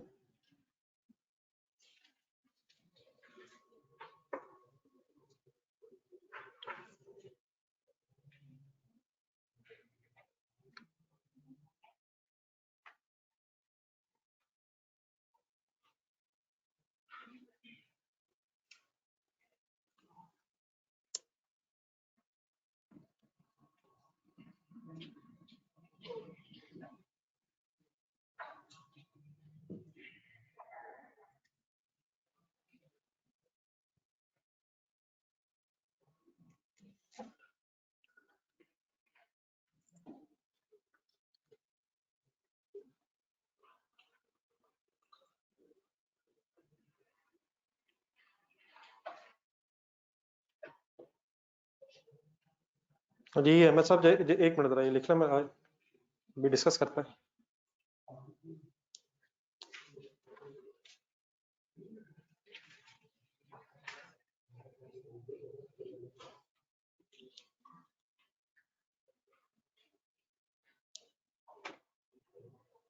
जी सर, कंप्लीटेड है प्लीज।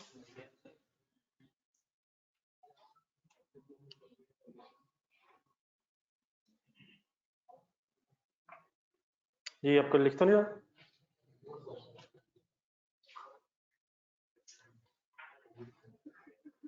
जी लास्ट लाइंस लिख चुका है सर? ये बड़ा मेरे सामने एक क्वेश्चन आया, लेकिन उस क्वेश्चन से पहले जरा आप भी जरा काइंडली गौर से जरा देखें, क्या इस प्रॉफिट एंड लॉस स्टेटमेंट में बिजनेस के, मैन्युफैक्चरिंग बिजनेस के कंप्लीट एक्सपेंसेस आ गए?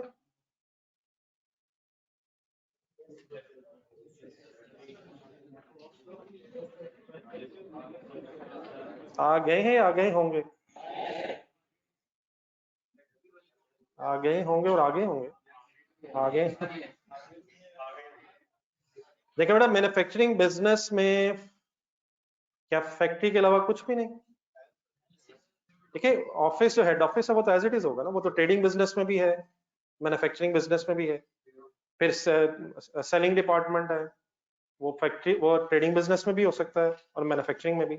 सिर्फ डिफरेंस ये है कि ट्रेडिंग बिजनेस में आपको शायद फैक्ट्री की जरूरत नहीं है और मैन्युफैक्चरिंग बिजनेस में फैक्ट्री की भी जरूरत है। तो ये जो स्टेटमेंट है, इसे हम स्टेटमेंट ऑफ प्रॉफिट लॉस कह रहे हैं और एंड में नेट प्रॉफिट वर्ड लिख रहे हैं। तो नेट प्रॉफिट तभी आएगा जब हमने सारी इनकम्स और सारे एक्सपेंसेस ले लिए होंगे, और अगर हमने सारी इनकम्स और सारे एक्सपेंसेस नहीं लिए, फिर तो हमारी ये स्टेटमेंट ऑफ प्रॉफिट लॉस ठीक ही नहीं है। तो statement of profit and loss में सारी इनकम्स भी और सारे एक्सपेंसेस कैसे आ गए हैं जरा गौर से सुना था। सबसे ऊपर सेल लिखी है हमने, तो फिनिश गुड्स बेच के जो इनकम हुई है वो तो लिख ली हमने। उसके अलावा भी अगर कोई इनकम थी तो वो हमने अदर इनकम में लिख ली होगी।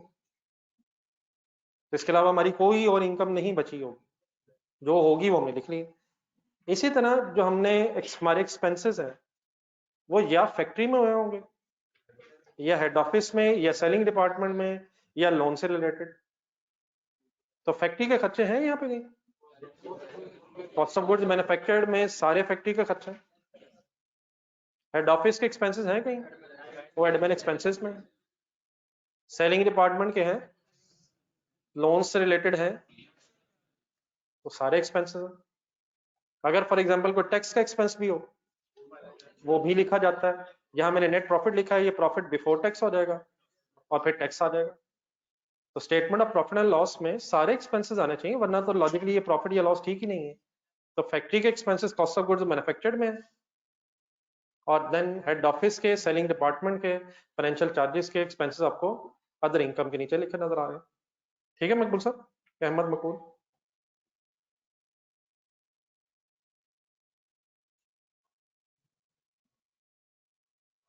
क्या डिसिमिलरिटी कह लें, क्या डिसिमिलरिटी है इस स्टेटमेंट में और ट्रेडिंग बिजनेस वाली प्रॉफिट लॉस स्टेटमेंट में?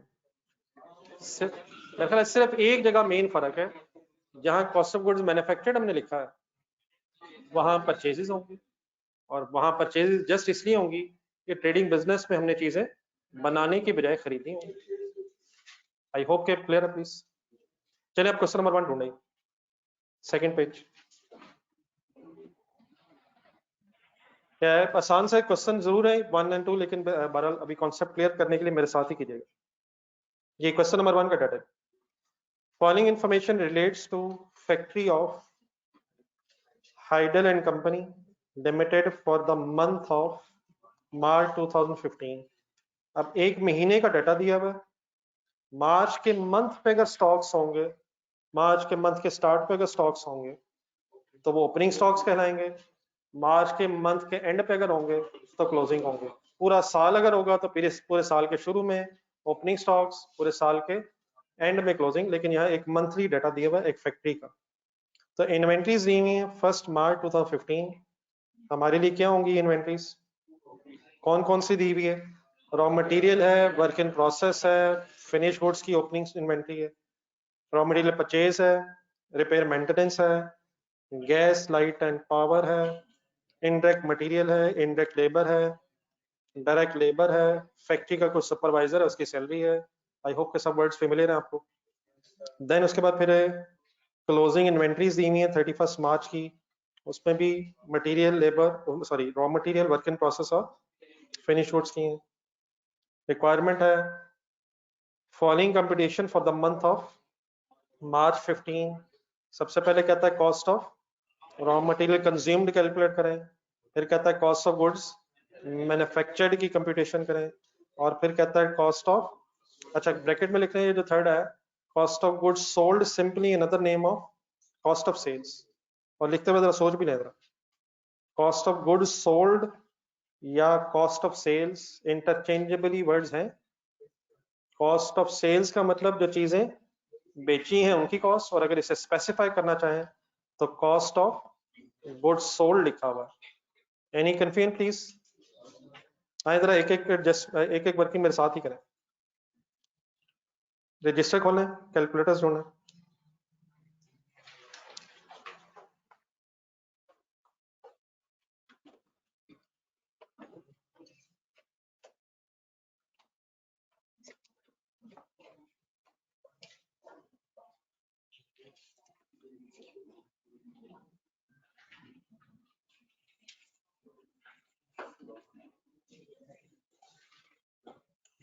जी बिजनेस नेम अगर अवेलेबल हो तो काइंडली बिजनेस नेम लिख के स्टार्ट करना चाहिए यार। कंप्लीट साइलेंस काइंडली यार। हाइडल एंड कंपनी,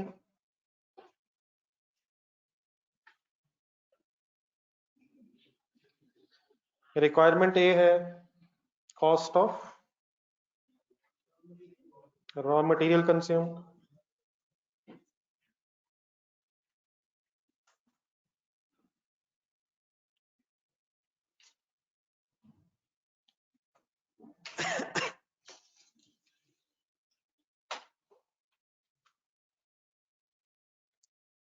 करें स्टार्ट। पता है कैसे कैलकुलेट करते हैं cost of raw material consume? क्या ढूंढो, ढूंढे opening stock of raw material,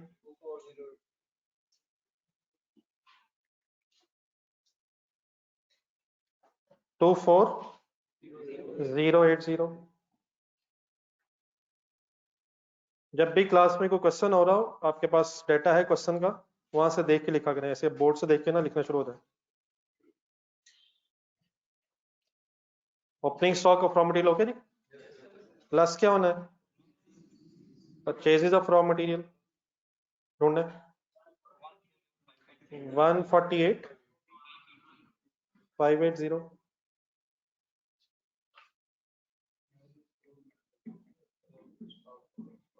any carriage inwards?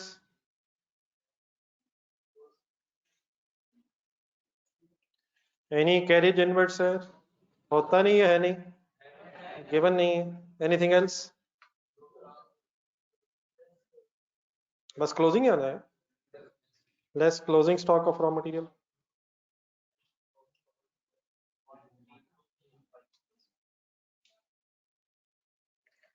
The closing stock of raw material given is 37144 end में।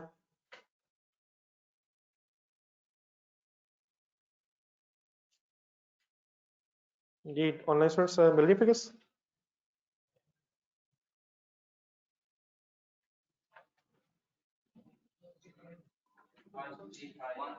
जी को लास्ट लाइंस में से आंसर पता है?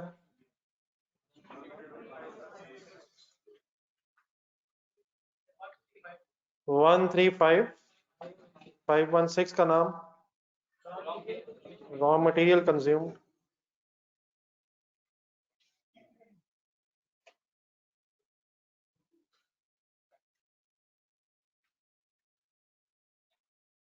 एनी कंफ्यूजन है?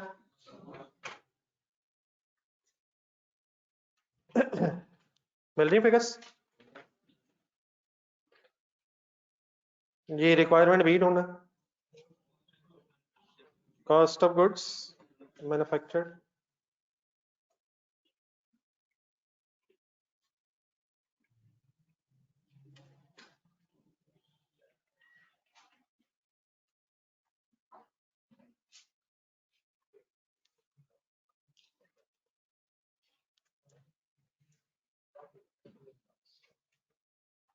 जी बेटा, यहाँ तक कंप्लीटेड है सबका?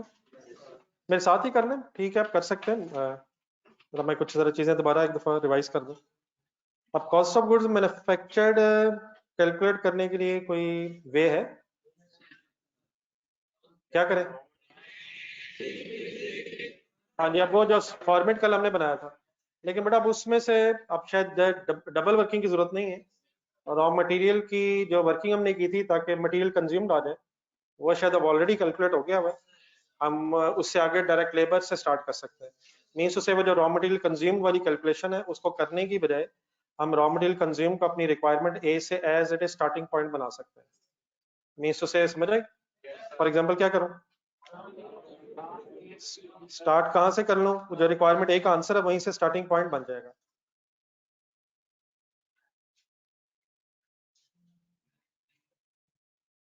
तो दोबारा टाइम वेस्ट करने की जरूरत नहीं, फिगर आपने ऑलरेडी सॉल्व कर ली हुई है। तो 135,516 raw material consume. Okay please, बाकी आप ट्राई करें थोड़ा सा, जरा ढूंढें बाकी चीजें।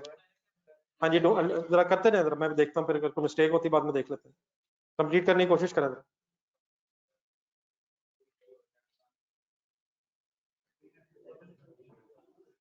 जी ऑनलाइन स्टूडेंट्स कैंडी आप भी। और अगर फॉर्मेट अभी ना याद आए तो यकीनन वो जो बनाया हमने इसलिए बनाया, उसको देख के जरा फाइनल किया अपने जहन में।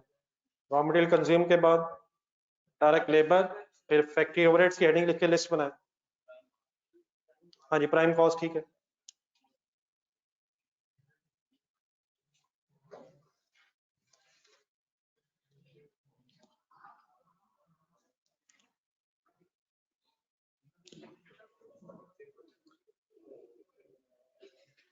कोशिश कर लें 2-3 मिनट जरा, फिर मैं लिखता हूँ फिगर्स।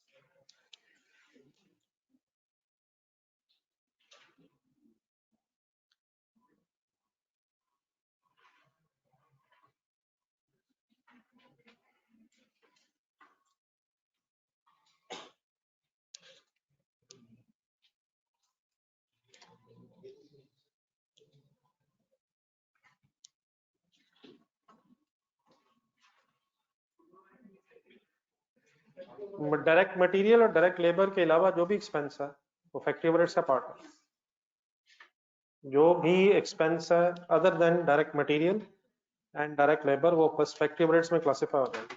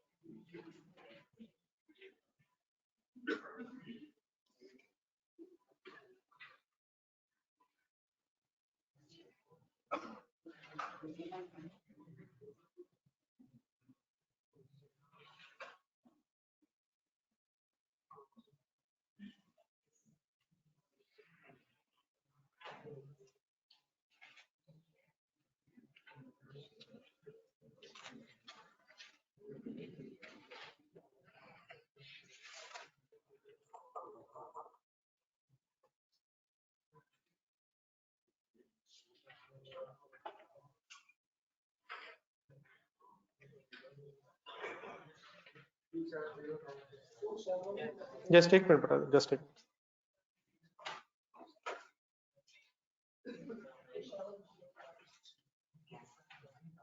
ये जरा मेरी फिगर्स लिख रहे, देख रहे हैं जो मैं लिख रहा हूँ, गलत तो नहीं?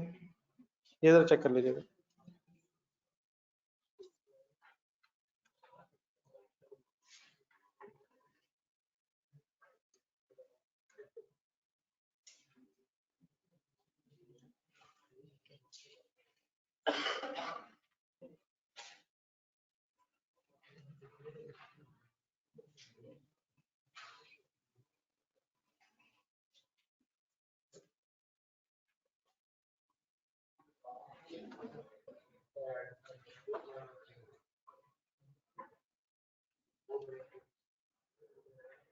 ये प्राइम कॉस्ट का क्या आंसर है? 2100। फैक्ट्री ओवरहेड्स का कहलाता है, टोटल करना है 63283। ये यहाँ तक बेटा मेरे से जरा मैच करना है यार। प्राइम कॉस्ट और फैक्ट्री ओवरहेड्स तक कोई कंफ्यूजन हो तो प्लीज जरूर बताइएगा। ठीक है वैसे यहाँ तक ठीक है, तो आगे कंप्लीट करें।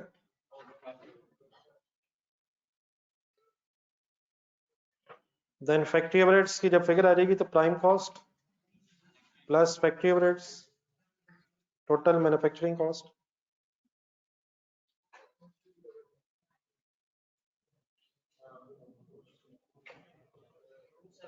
टू 73299।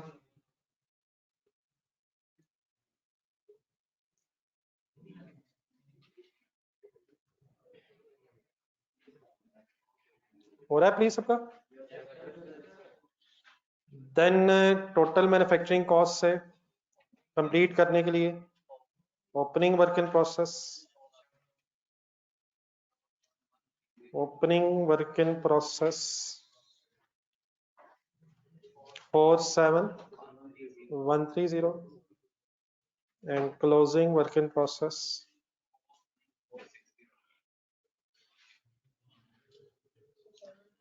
49460।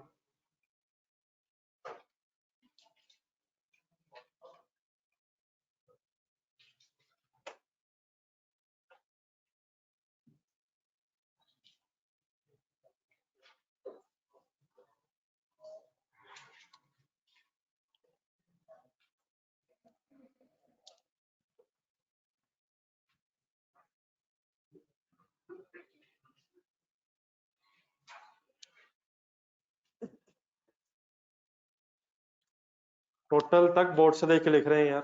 27096। ये फिगर्स मैंने अज्यूम की हैं सारी।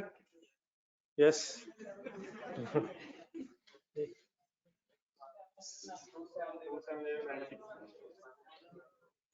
देखो पार्टिसिपेट करें यार प्लीज, क्लास के सेंटर में से कोई टोटल लिखवाए। ये भाई जो एंड में बैठे दीवार पे, ये ग्लासेस में भाई,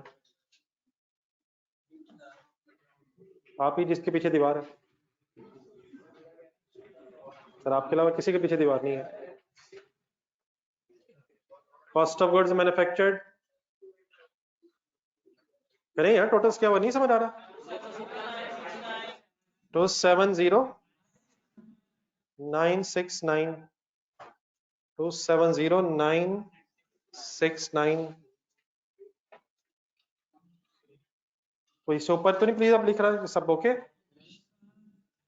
होगी कंप्लीट? लास्ट रिक्वायरमेंट करें जरा इंडिविजुअली।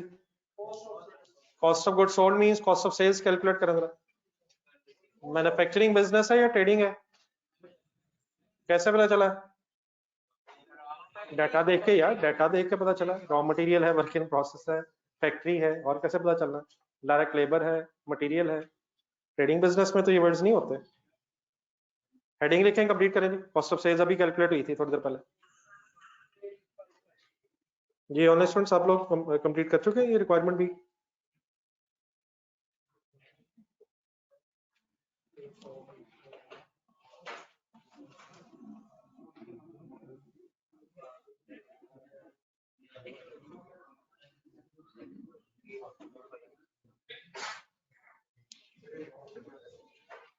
ये बड़ा कॉस्ट ऑफ गुड्स मैन्युफैक्चर्ड हो गया सबका? नहीं, मैंने लास्ट रिक्वायरमेंट शुरू करनी है, अगर बता दें अगर कोई लिख रहा था। Anybody writing? इससे ऊपर तो नहीं?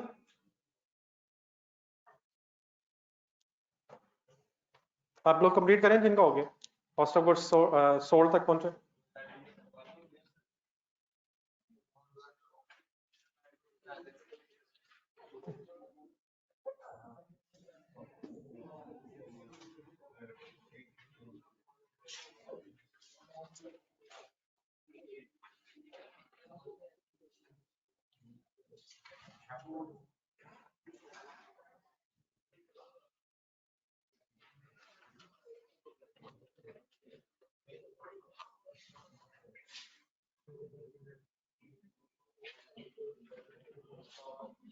मैन्युफैक्चरिंग बिजनेस अगर है तो कॉस्ट ऑफ गुड्स सोल्ड का स्टार्टिंग पॉइंट होगा opening stock of finish goods.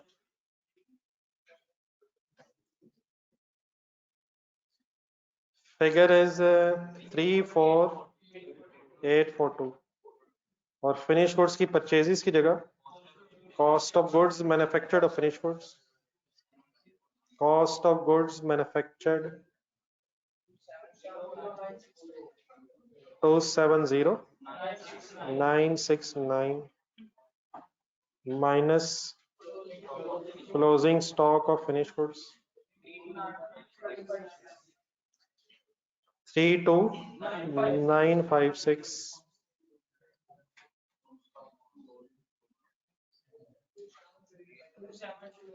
2728555 cost of goods sold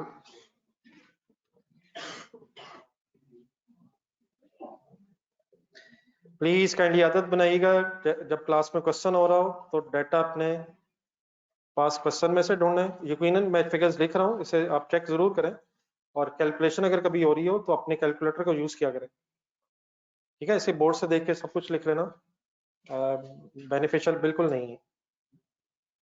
finally any confusion है? कंप्लीट कर लेंगे तो काइंडली बताइएगा, फिर टाइम अल्हम्दुलिल्लाह बच रहा है, क्वेश्चन नंबर 2 स्टार्ट करते हैं।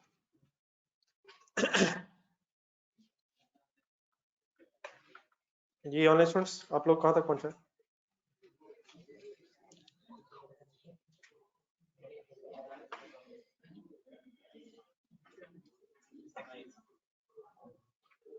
ये इनिशियली शायद 2-3 हफ्ते हमें जरा कॉस्ट अकाउंटिंग के हवाले से जरा यूज टू होने में लगने, तो साथ साथ इन्वॉल्वमेंट और जो जो काम हो रहा है सही तरह क्लियर करते जाइएगा, इंशाल्लाह इतना इशू भी नहीं है।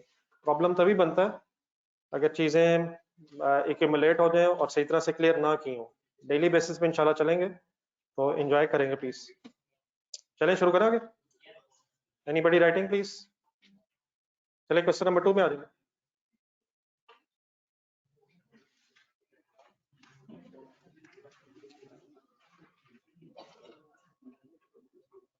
जी जिन हजरात ने कहा था अभी लिख रहे हैं तो बता दीजिएगा लिख कर। नहीं वो पीछे है शायद कुछ लोग।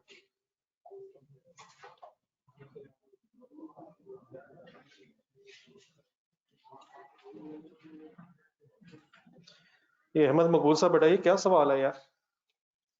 ये काफी खौफजदा किस्म का सवाल है। इस सवाल से महसूस हो रहा है कि आप काफी परेशान हैं। ये सब लोग अपने सामने जरा statement of profit and loss रखें।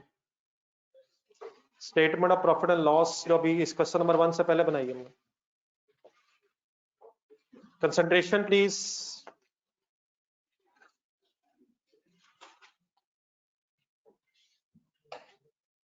मुझसे सवाल ये पूछा जा रहा है, स्टेटमेंट ऑफ प्रॉफिट लॉस को सामने रख के मुझे आंसर दीजिएगा। सवाल मैं आपके सामने रख लेता हूँ। मैन्युफैक्चरिंग बिजनेस में depreciation cost of goods manufactured statement में आएगी या statement of profit and loss में आएगी? मैं सवाल जरा रिपीट कर दूं। Depreciation cost of goods manufactured statement cost of goods manufactured statement में आएगी या स्टेटमेंट ऑफ प्रॉफिट लॉस में आएगी?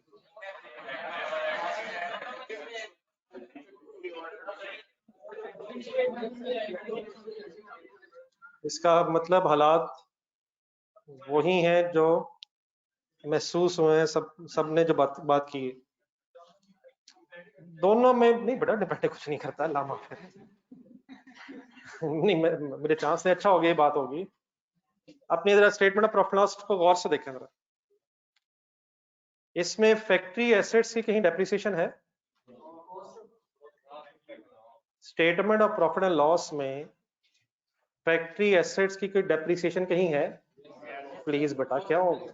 कॉस्ट ऑफ गुड्स मैन्युफैक्चर्ड देखें गौर से। क्या cost of goods manufactured profit loss statement के अंदर है? तब बाहर है, वहां से इधर आ गई है। प्रॉफिट एंड लॉस स्टेटमेंट के अंदर कॉस्ट ऑफ गुड्स मैन्युफैक्चर्ड है? क्या उसके अंदर फैक्ट्री एसेट्स की डेप्रिसिएशन है? है मान लिए, वाकई है, वाकई है। Cost of goods manufactured statement देखें, क्या उसमें डेप्रिसिएशन है? किसकी? फैक्ट्री एसेट्स की। वापस आ रहे हैं प्रॉफिट लॉस स्टेटमेंट। तो क्या प्रॉफिट एंड लॉस स्टेटमेंट में फैक्ट्री एसेट्स की डेप्रिसिएशन मौजूद है? क्या एडमिन एक्सपेंसेस में हेड ऑफिस एसेट्स की डेप्रिसिएशन मौजूद होगी? सेलिंग में सेलिंग डिपार्टमेंट की होगी। बेटा इस प्रॉफिट लॉस स्टेटमेंट में सारे एक्सपेंसेस आ गए हैं, और अगर नहीं आए तो ये कौन सी प्रॉफिट लॉस स्टेटमेंट है? इस प्रॉफिट लॉस स्टेटमेंट कहलाने की हकदार ही नहीं है। इसमें फैक्ट्री के भी सारे खर्चे आ गए हैं, हेड ऑफिस के भी सारे आ गए हैं, सेलिंग डिपार्टमेंट के भी आ गए हैं, और अगर कोई इसके अलावा होंगे तो वो भी आ जाने चाहिए। कोई अदर एक्सपेंसेस है तो वो भी होने चाहिए, कोई टैक्स है वो भी होना चाहिए। तो सारे एक्सपेंसेस मौजूद हैं। हाँ, फैक्ट्री से रिलेटेड, आप मेरे आखिरी वर्ड जरा गौर से सुना। फैक्ट्री से रिलेटेड चाहे कोई सैलरी हो, चाहे कोई यूटिलिटी बिल्स हो, चाहे रॉ मटेरियल हो, चाहे डेप्रिसिएशन हो, वो सब कुछ कॉस्ट ऑफ गुड्स मैन्युफैक्चर्ड में है। हेड ऑफिस से रिलेटेड जो कुछ है, हेड ऑफिस की सैलरी है, उसके यूटिलिटी बिल्स है, उसका रेंट है, जो भी है, वो एडमिन एक्सपेंसेस में होना चाहिए।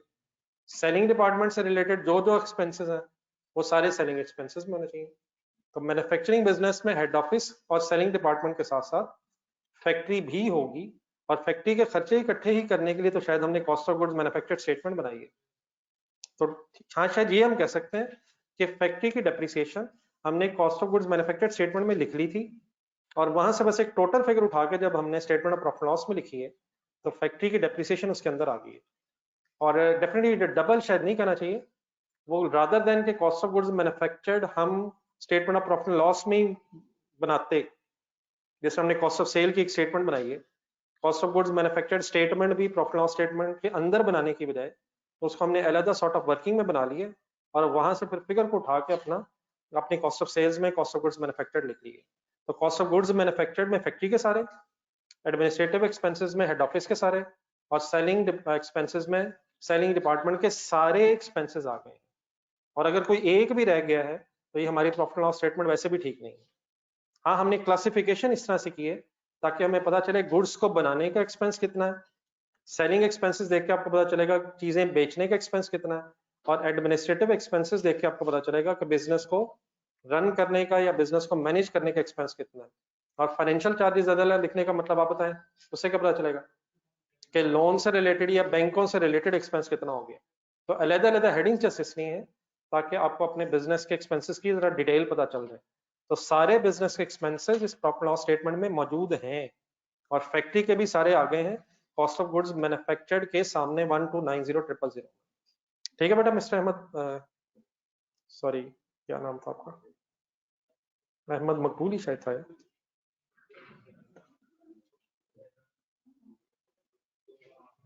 जी अब क्लियर है प्लीज सारा? चलें क्वेश्चन नंबर 2 पे आए जी।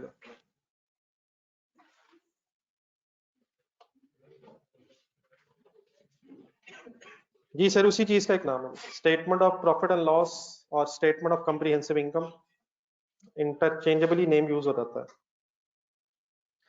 जी सर, क्वेश्चन नंबर 2 का जरा डाटा मेरे साथ पढ़े जरा, और आप इस तरह करें अपने जहन में cost of goods manufactured statement रखें जरा। क्या बोला मैंने? Cost of goods manufactured statement का फॉर्मेट जरा मेरी तरफ देख के जरा रिवाइज करवा देंगे? अच्छा एक सेकंड, सॉरी, जरा जब भी मैं कभी ये पूछूं, ये शायद मैंने अक्सर ही पूछना है आपसे, तो यकीन उसका पूरा फॉर्मेट तो हमने बना लिया है, लेकिन शॉर्ट वर्ड्स में आपके जहन में क्या क्या चीजें आनी चाहिए, एक दफा मैं जरा आपके सामने रख देता हूँ। एक दफा मैं रख, मतलब मैं कम से कम एक्सपेक्ट करूंगा कि आप मुझे ये 5-6 चीजें हर वक्त जहन में रख के बार बार अगर कहूँ आपसे तो बता सकते हैं। सबसे पहले रॉ मटेरियल कंज्यूम्ड आता है, लेकिन उसकी वर्किंग अपनी जगह है, फिर उसमें प्लस डायरेक्ट लेबर है, प्लस फैक्ट्री ओवरहेड्स है, उसकी डिटेल अपनी जगह है। लेकिन जब इन तीनों को प्लस कर लेंगे तो टोटल मैन्युफैक्चरिंग कॉस्ट आ जाएगी, फिर opening work in process add होके और closing work in process minus होके कॉस्ट ऑफ गुड्स मैन्युफैक्चर्ड आ जाए। तो डिटेल्स अपनी जगह है, लेकिन ये जो मैंने 5, 6, 7 चीजें आपको गिनवाई हैं, जरा बोलते हैं मेरी तरफ देखते हैं।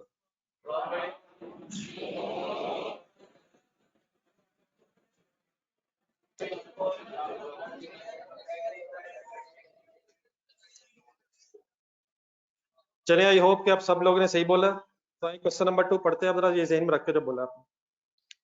N K enterprises produces a single product, produces की जगह मैन्युफैक्चर्स कह सकता हूँ, मैन्युफैक्चर्स या producers a single product. On 31st July 2008, the finished goods stock consisted of 4,000 units valued at 220 per unit, and the stock of raw material was worth rupees 5,40,000। 31st July 2008 का कोई हमें finished goods का और raw material stock का कुछ data दिया हुआ है। For the month of August 2008, books of account shows the following। अगस्त के महीने का अगर ये डाटा है तो 31st जुलाई मीन्स अगस्त के एंगल से शायद ओपनिंग हो जाएगा, जुलाई का क्लोजिंग है, अगस्त के एंगल से ओपनिंग स्टॉक्स बन जाएंगे जो ऊपर हमें इंफॉर्मेशन दी हुई थी। तब अगस्त का जो डाटा इसमें जो टेबल सा बना हुआ है, इसमें cost of goods manufactured statement जहन में रख के मेरे कुछ क्वेश्चंस के आंसर देने हैं आपने। रॉ मटेरियल परचेजेस आएंगी, direct labour, selling cost, profit and loss में जरूर आएगी लेकिन कॉस्ट ऑफ गुड्स मैन्युफैक्चर्ड में नहीं। तो ये लहदा चीजें हो गई हैं। कॉस्ट ऑफ गुड्स मैन्युफैक्चर्ड मैंने कहा था जहन में रखा था। सेलिंग कॉस्ट नहीं आने का हरगिज ये मतलब नहीं कि ये एक्सपेंस नहीं है, कॉस्ट ऑफ गुड्स मैन्युफैक्चर्ड में नहीं, प्रॉफिट एंड लॉस में आना है। Depreciation on plant machinery, distribution cost. अच्छा बेटा, ये जो डिस्ट्रीब्यूशन कॉस्ट है ना, ये sort of carries outwards type चीज है। चीजें डिस्ट्रीब्यूट करना मींस चीजें डिलीवर करना, तो इसका ब्रैकेट में लिखना है डिस्ट्रीब्यूशन कॉस्ट की कोई एग्जांपल के तौर पर कैरीज आउटवर्ड्स।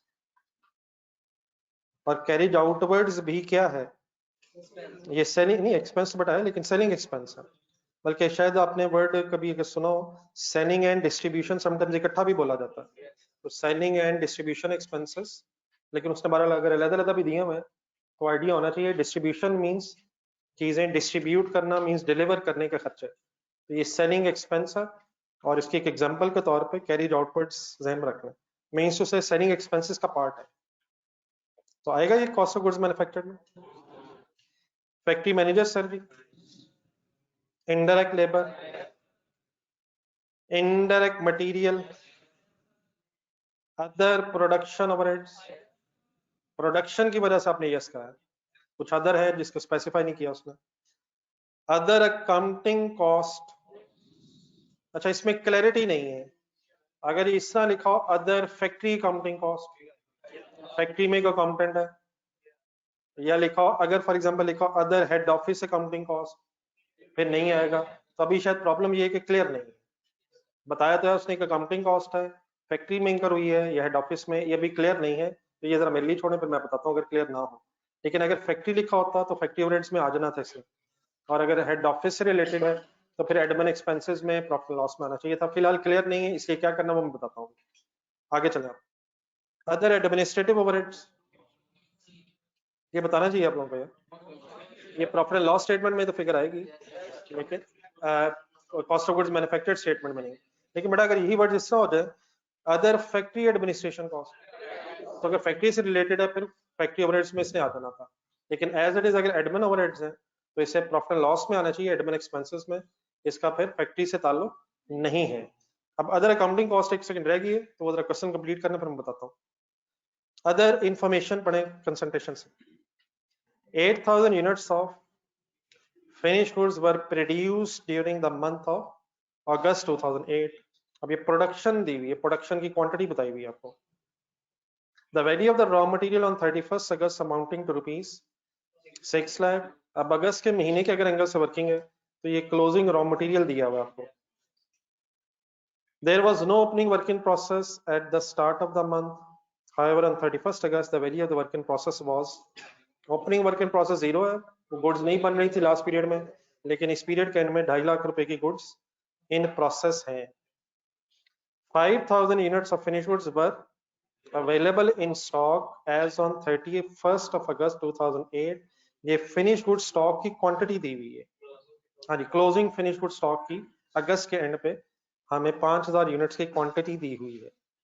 हमसे रिक्वायरमेंट अब जरा डिफरेंट है, क्या है? Compute the value of closing stock of finish goods on 31st August 2008 based on weighted average cost method, और बी रिक्वायरमेंट फिर है कि FIFO। तो शायद ये जो पॉइंट नंबर 4 में 5,000 यूनिट्स आए हैं, उन्हीं यूनिट्स की हमसे कुछ वैल्यू फाइंड आउट करने को कहा जा रहा है based on weighted average method as well as FIFO method. तो इससे पहले कि अभी हम क्वेश्चन स्टार्ट करें, हम जरा रजिस्टर खोलने पहले जरा रिवाइज कर लें कि ये FIFO वेटेड एवरेज क्या चीज होती थी। ये बेटा मैंने तो ये कहा ही नहीं अभी कि अकाउंटिंग कॉस्ट आएगी या नहीं आएगी यार, प्लीज मेरे साथ चलें यार। मैंने सिर्फ ये कहा है कि अकाउंटिंग कॉस्ट के साथ मेंशन नहीं है कि ये फैक्ट्री की है या हेड ऑफिस की है, इसलिए हम इस वक्त डिसीजन नहीं ले सकते, हमें कुछ अजम्पशन लेनी पड़ेगी। तो वो अजम्पशन नॉर्मली फिर क्या ली जाती है वो मैं बाद में बता देता हूँ, अभी इसकी जरूरत नहीं है। तो अगर ये फैक्ट्री से रिलेटेड है फिर फैक्ट्री ओवरहेड्स में आनी चाहिए, और अगर ये फैक्ट्री से रिलेटेड नहीं है तो फिर इसे एडमिन एक्सपेंसेस में आना चाहिए। ना लिखा हो तो क्या करना है वो फिर मैं अभी बता देता हूँ यार, उसमें टेंशन क्यों ले रहे हैं मिस्टर तैमूर, अभी डिस्कस कर लेते हैं। तो सबसे पहले जरा ये जो FIFO वेटेड एवरेज वगैरह है, ये जरा सीरियसली मेरे साथ एक दफा दोबारा रिवाइज कर लें।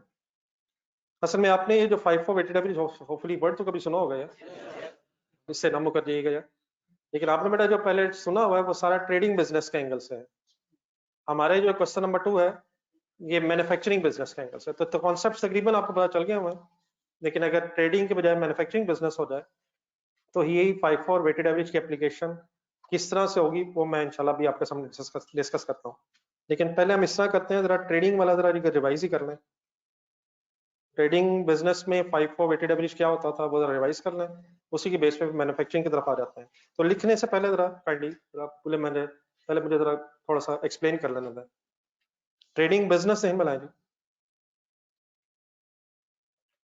असल में क्लोजिंग स्टॉक की कॉस्ट फाइंड आउट करने के फिर 2 मेथड्स हैं, बल्कि इसको थोड़ा सा इस तरह भी लिखना है, cost of closing stock.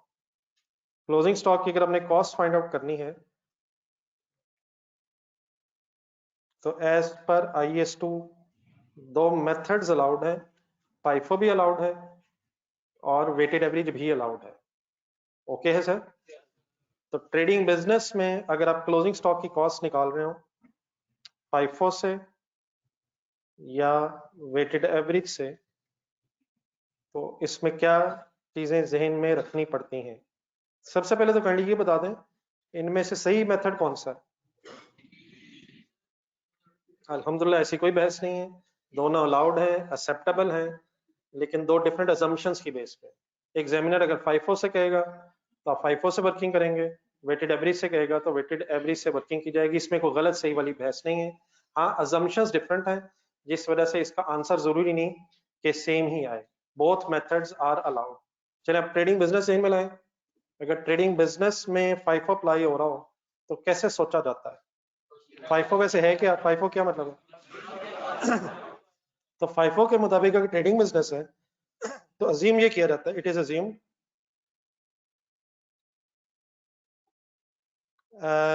that items purchased first, trading की बात कर रहा हूं, purchased first or sold first। Decision आपने ये लेना होता है, अगर आप क्लोजिंग स्टॉक की कॉस्ट फाइंड आउट कर रहे हैं तो जो क्लोजिंग स्टॉक में जो यूनिट्स पड़े हैं उसका आपने FIFO से में रख के जब वर्किंग करनी है तो डिसाइड ये करना है कि ये जो यूनिट्स है क्लोजिंग स्टॉक के ये कहां से बचे हैं। तो FIFO में फिर अज्यूम ये किया जाता है कि जो चीजें पहले खरीदी गई थी वो तो पहले सेल हो गई हैं। इसका मतलब जो स्टॉक के यूनिट्स हैं वो अर्लीस्ट परचेजेस में से नहीं, वो बाद वाली मींस लेटेस्ट परचेजेस से बचा होगा। अर्लीस्ट का मतलब जब पहले चीजें खरीदी गई हैं वो तो फिर बिक गई होंगी, तो हमारा स्टॉक फिर पहले वाली चीजों मींस अर्लीस्ट परचेजेस से नहीं बचा होगा, फिर वो लेटेस्ट परचेजेस से बचा होगा। तो अगर हमें ये आइडेंटिफाई हो जाए कि कहाँ कहाँ से स्टॉक हमारा बचा है, तो अकॉर्डिंगली फिर उस जगह से हमें कॉस्ट पर यूनिट मिल जाएगी, और जितने यूनिट्स होंगे उसको हम रिस्पेक्टिव कॉस्ट पर यूनिट से मल्टीप्लाई करके अपनी क्लोजिंग स्टॉक की वर्किंग कर लेंगे। मैं इस वक्त प्रिंसिपली आपको बता रहा हूँ, बाकी इंशाल्लाह फिगर्स के साथ मैं सारा डिस्कस भी करता हूँ। फर्स्ट इन फर्स्ट आउट में सोचना बस कैसे होता है कि जो चीजें खरीदी गई थी पहले, वो तो हल्की सी आई थी मेरी ज्यादा, तो जो पहले परचेज हुई थी वो स्टॉक में पड़ी है या सेल हो गई हैं? तो स्टॉक कहाँ से पड़ा है? जो एंड वाली परचेजेज है वहां से स्टॉक बचा होगा, और उन्हीं फिगर्स को देख के अपने अपने स्टॉक वैल्यू कर लेना, ठीक है। लेकिन बेटा अगर वेटेड एवरेज हो तो देन फिर आप ये डिसीजन नहीं लेना कि चीजें कहाँ से बची हैं। वेटेड एवरेज में फिर आप एक रेट बस कैलकुलेट कर लेते हैं, एक रेट पर यूनिट कैलकुलेट हो जाता है, और उसी रेट पर यूनिट की बेस पे आप वर्किंग कर लेंगे। तो किस फॉर्मूले से रेट पर यूनिट आ जाता है, कोई हेल्प करेंगे मेरी? Weighted average rate per unit, तो नहीं बात कर रहा हूँ। वेटेड एवरेज में एक rate per unit hopefully calculate होता था। प्लीज यार, प्लीज यार, प्लीज। ओपनिंग स्टॉक के रुपीस लिखते हैं, ओपनिंग स्टॉक की अमाउंट लिखी जाती है। अब तो बोल दें आगे यार, प्लस नहीं बटा प्लस परचेजेस। ये तो लगता है सबकी आज एग्जाम्पशन है। ओपनिंग स्टॉक और प्लस परचेजेस की अमाउंट लेंगे आप, और divided by opening stock quantity और परचेजेस की क्वांटिटी। इस तरह करते हैं। आप लोगों ने कुछ भी पहले जिंदगी में नहीं पढ़ा अकाउंटिंग के हवाले से, कम कम, तो आज पहली दफा शुरू कर लेते हैं। वेटेड एवरेज मेथड में अगर ट्रेडिंग बिजनेस हो तो रेट पर यूनिट का फॉर्मूला काइंडली देख के प्लीज बोल दें यार। Opening stock amount plus purchases amount और डिवाइडेड बाय रिस्पेक्टिव क्वांटिटी। जब बेटा रेट आ जाता है, एक एवरेज सा रेट आ जाएगा, उसे आप सिंपली जो क्लोजिंग स्टॉक के यूनिट्स होंगे उससे मल्टीप्लाई करके अपने क्लोजिंग स्टॉक की अमाउंट कैलकुलेट कर लेंगे, ठीक है सर। FIFO में ये आइडेंटिफाई करना होता है स्टॉक कहाँ से बचा है, लेकिन वेटेड एवरेज में सिंपली एक आप पूरे साल का एक एवरेज रेट लगा लें और उसकी बेस पे वर्किंग कर लें। तो दिस वाज ट्रेडिंग बिजनेस, ये अपने पास नोट कर लें। फिर मैं उसके बाद यही बहस जरा मैन्युफैक्चरिंग बिजनेस की तरफ लेके चलता हूँ। और गलती से अगर कभी आइंदा आपसे कोई चीज पूछ लूँ पुरानी, तो आपने मुझे सिंपली बस इतना याद करवा देना है कि हमें सब कुछ एग्जाम का है। नहीं मतलब इतना तो याद करवा दीजिए ना, वरना मैं अज्यूम ना कहीं कर लूँ कि शायद 2 + 2 = 5 होता है। इसको कोई पॉइंट नोट ना कर लीजिएगा यार दानियाल।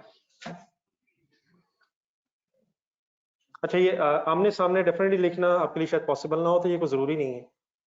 मतलब आप 5 ऊपर और वेटेड एवरेज नीचे लिख लीजिएगा। अब ये ना हो कि इस तरह लिखा नहीं जा रहा और वो बीच में मिक्स हो गए। मेरा जरा पेज इस तरह बढ़ा था इसलिए मैंने जरा इस तरह लिख दिया।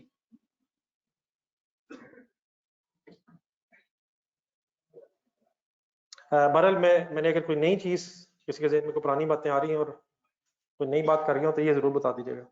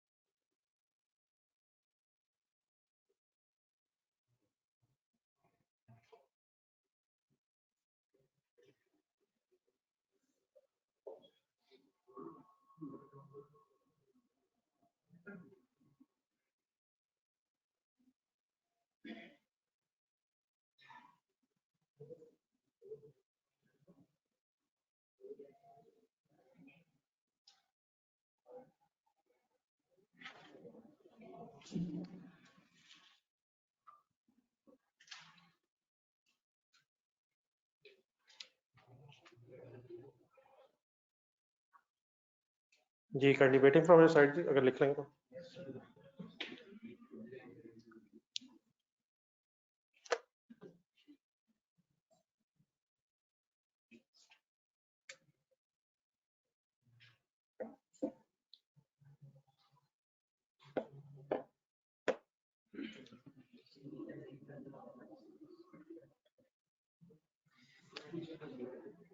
ओपनिंग स्टॉक और परचेजेस की अमाउंट्स प्लस करके divided by opening stock and purchases quantity से डिवाइड करके एक रेट पर यूनिट, और फिर वो rate per unit closing stock के यूनिट से मल्टीप्लाई करके क्लोजिंग स्टॉक की कॉस्ट आ जाती है। नोट कर लिया प्लीज।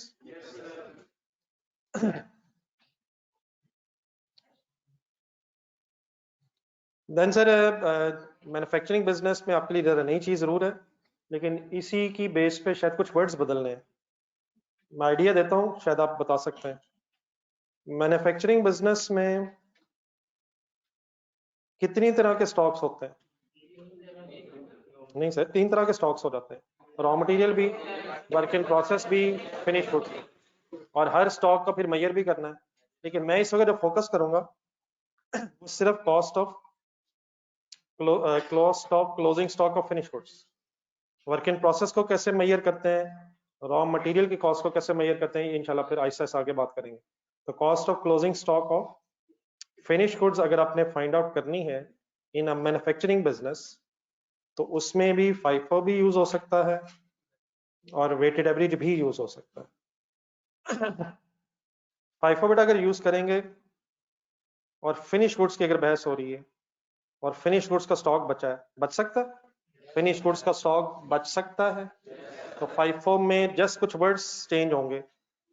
फाइफो में फिर अज्यूम करेंगे, इट इज अज्यूम दैट, बनवाए जरा सेंटेंस, क्या होना चाहिए, क्या चेंज आना चाहिए शायद, आइटम्स, हाँ जी, प्रोड्यूस्ड फर्स्ट और sold first, items produced first और, अच्छा जो ऊपर सोल्ड लिखा था उसके साथ जरा फर्स्ट लिख लो जरा, वो शायद जरा क्लियर हो जाएगा। परचेज फर्स्ट और सोल्ड फर्स्ट ऊपर भी लिख ले, ऊपर मैंने शायद नहीं लिखा। तो क्या फर्क है जी, सिर्फ ट्रेडिंग बिजनेस में जो परचेज की वो जो फर्स्ट परचेज की वो पहले सेल हुई, और मैन्युफैक्चरिंग में जो पहले प्रोड्यूस हुई वो पहले सेल हुई। इसका मतलब वंस अगेन जो फिनिश गुड्स का स्टॉक बचा है वो कहां से बचा, लेटेस्ट क्या, लेटेस्ट प्रोडक्शन में से, तो जस्ट शायद वर्ड बदल रहा है। तो लेटेस्ट प्रोडक्शन की फिर जो कॉस्ट होगी उसकी बेस पे इंशाल्लाह फिर हम अप्लाई भी करते हैं, फाइफो की बेस पे आप क्लोजिंग स्टॉक की फिगर फाइंड आउट कर लेंगे। अगर यही काम आपने वेटेड एवरेज से करना है तो वेटेड एवरेज मेथड में भी वंस अगेन रेट कैलकुलेट होगा, रेट पर यूनिट कैलकुलेट होगा। अब ये जरा काइंडली एक सेकंड अगर लिख भी नहीं है तो रुक जाए जहां भी है। रेट पर यूनिट का जो पहले आपने फॉर्मूला लिखा है उसी फॉर्मूले में शायद कुछ वर्ड्स का चेंज आपको बताना चाहिए मुझे। ओपनिंग स्टॉक, हाँ जी, of finish, opening stock of finish goods की अमाउंट लेंगे प्लस, नहीं अब प्रोड्यूस बेटा नहीं, सही, जरा वर्ड चेंज कर लें, परचेजेस की अमाउंट की जगह कॉस्ट ऑफ गुड्स मैन्युफैक्चर्ड की अमाउंट लेंगे। तो produced amount means cost of goods manufactured amount लेंगे, ठीक है, जिससे अभी वो उधर कॉस्ट ऑफ सेल में लिया था। तो plus cost of goods manufactured की अमाउंट लेंगे। अगर ये अमाउंट ना पता हो तो कैलकुलेट कर सकते हैं आप, कैसे, स्टेटमेंट बना के, cost of goods manufactured statement बना के, रॉ मटेरियल लेबर ओवरहेड्स वगैरह लगा के, डिवाइडेड बाय फिर क्या होना चाहिए, opening stock of finish goods की क्वांटिटी से, और प्लस, नहीं थोड़े से वर्ड आप जरा चेंज करें, आप कॉस्ट नहीं, कौन से यूनिट्स, अब यूनिट्स होने चाहिए ना, परचेज क्वांटिटी जिस तरह है, तो प्लस प्रोड्यूस्ड यूनिट्स कह लें या मैन्युफैक्चर्ड यूनिट्स कह लें। अब उनकी कॉस्ट नहीं, उनकी क्वांटिटी होगी, जो यूनिट्स बनाए गए हैं उनकी क्वांटिटी होगी। तो कॉस्ट ऑफ गुड्स मैन्युफैक्चर्ड की बेस में नीचे प्लस करते हुए फिगर आ जाएगी, यूनिट्स प्रोड्यूस कह लें या मैन्युफैक्चर्ड यूनिट्स कह लें इंटरचेंजेबली। परचेज क्वांटिटी की जगह मैन्युफैक्चर्ड क्वांटिटी लिख दो डिवाइडेड बाय मैन्युफैक्चर्ड क्वांटिटी।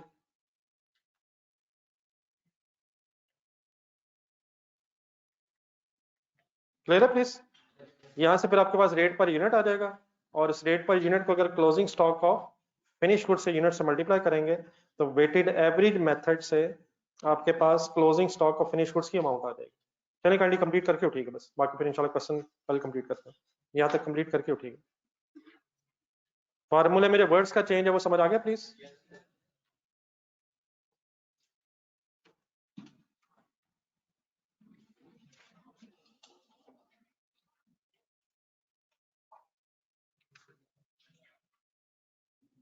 ये नजर सही है रहा प्लीज लास्ट लाइन पर?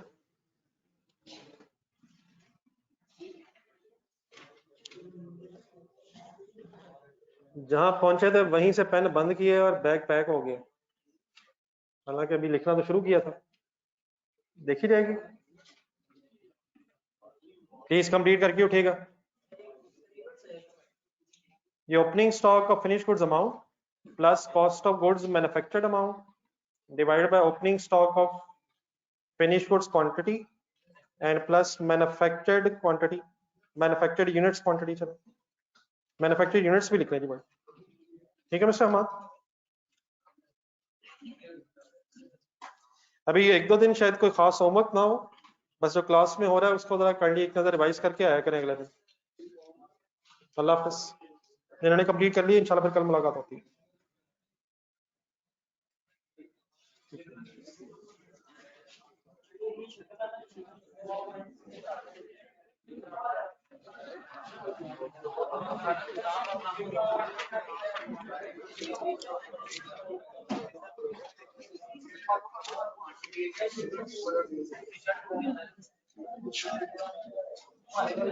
जी ऑनलाइन स्टूडेंट्स आपने नोट कर लिया?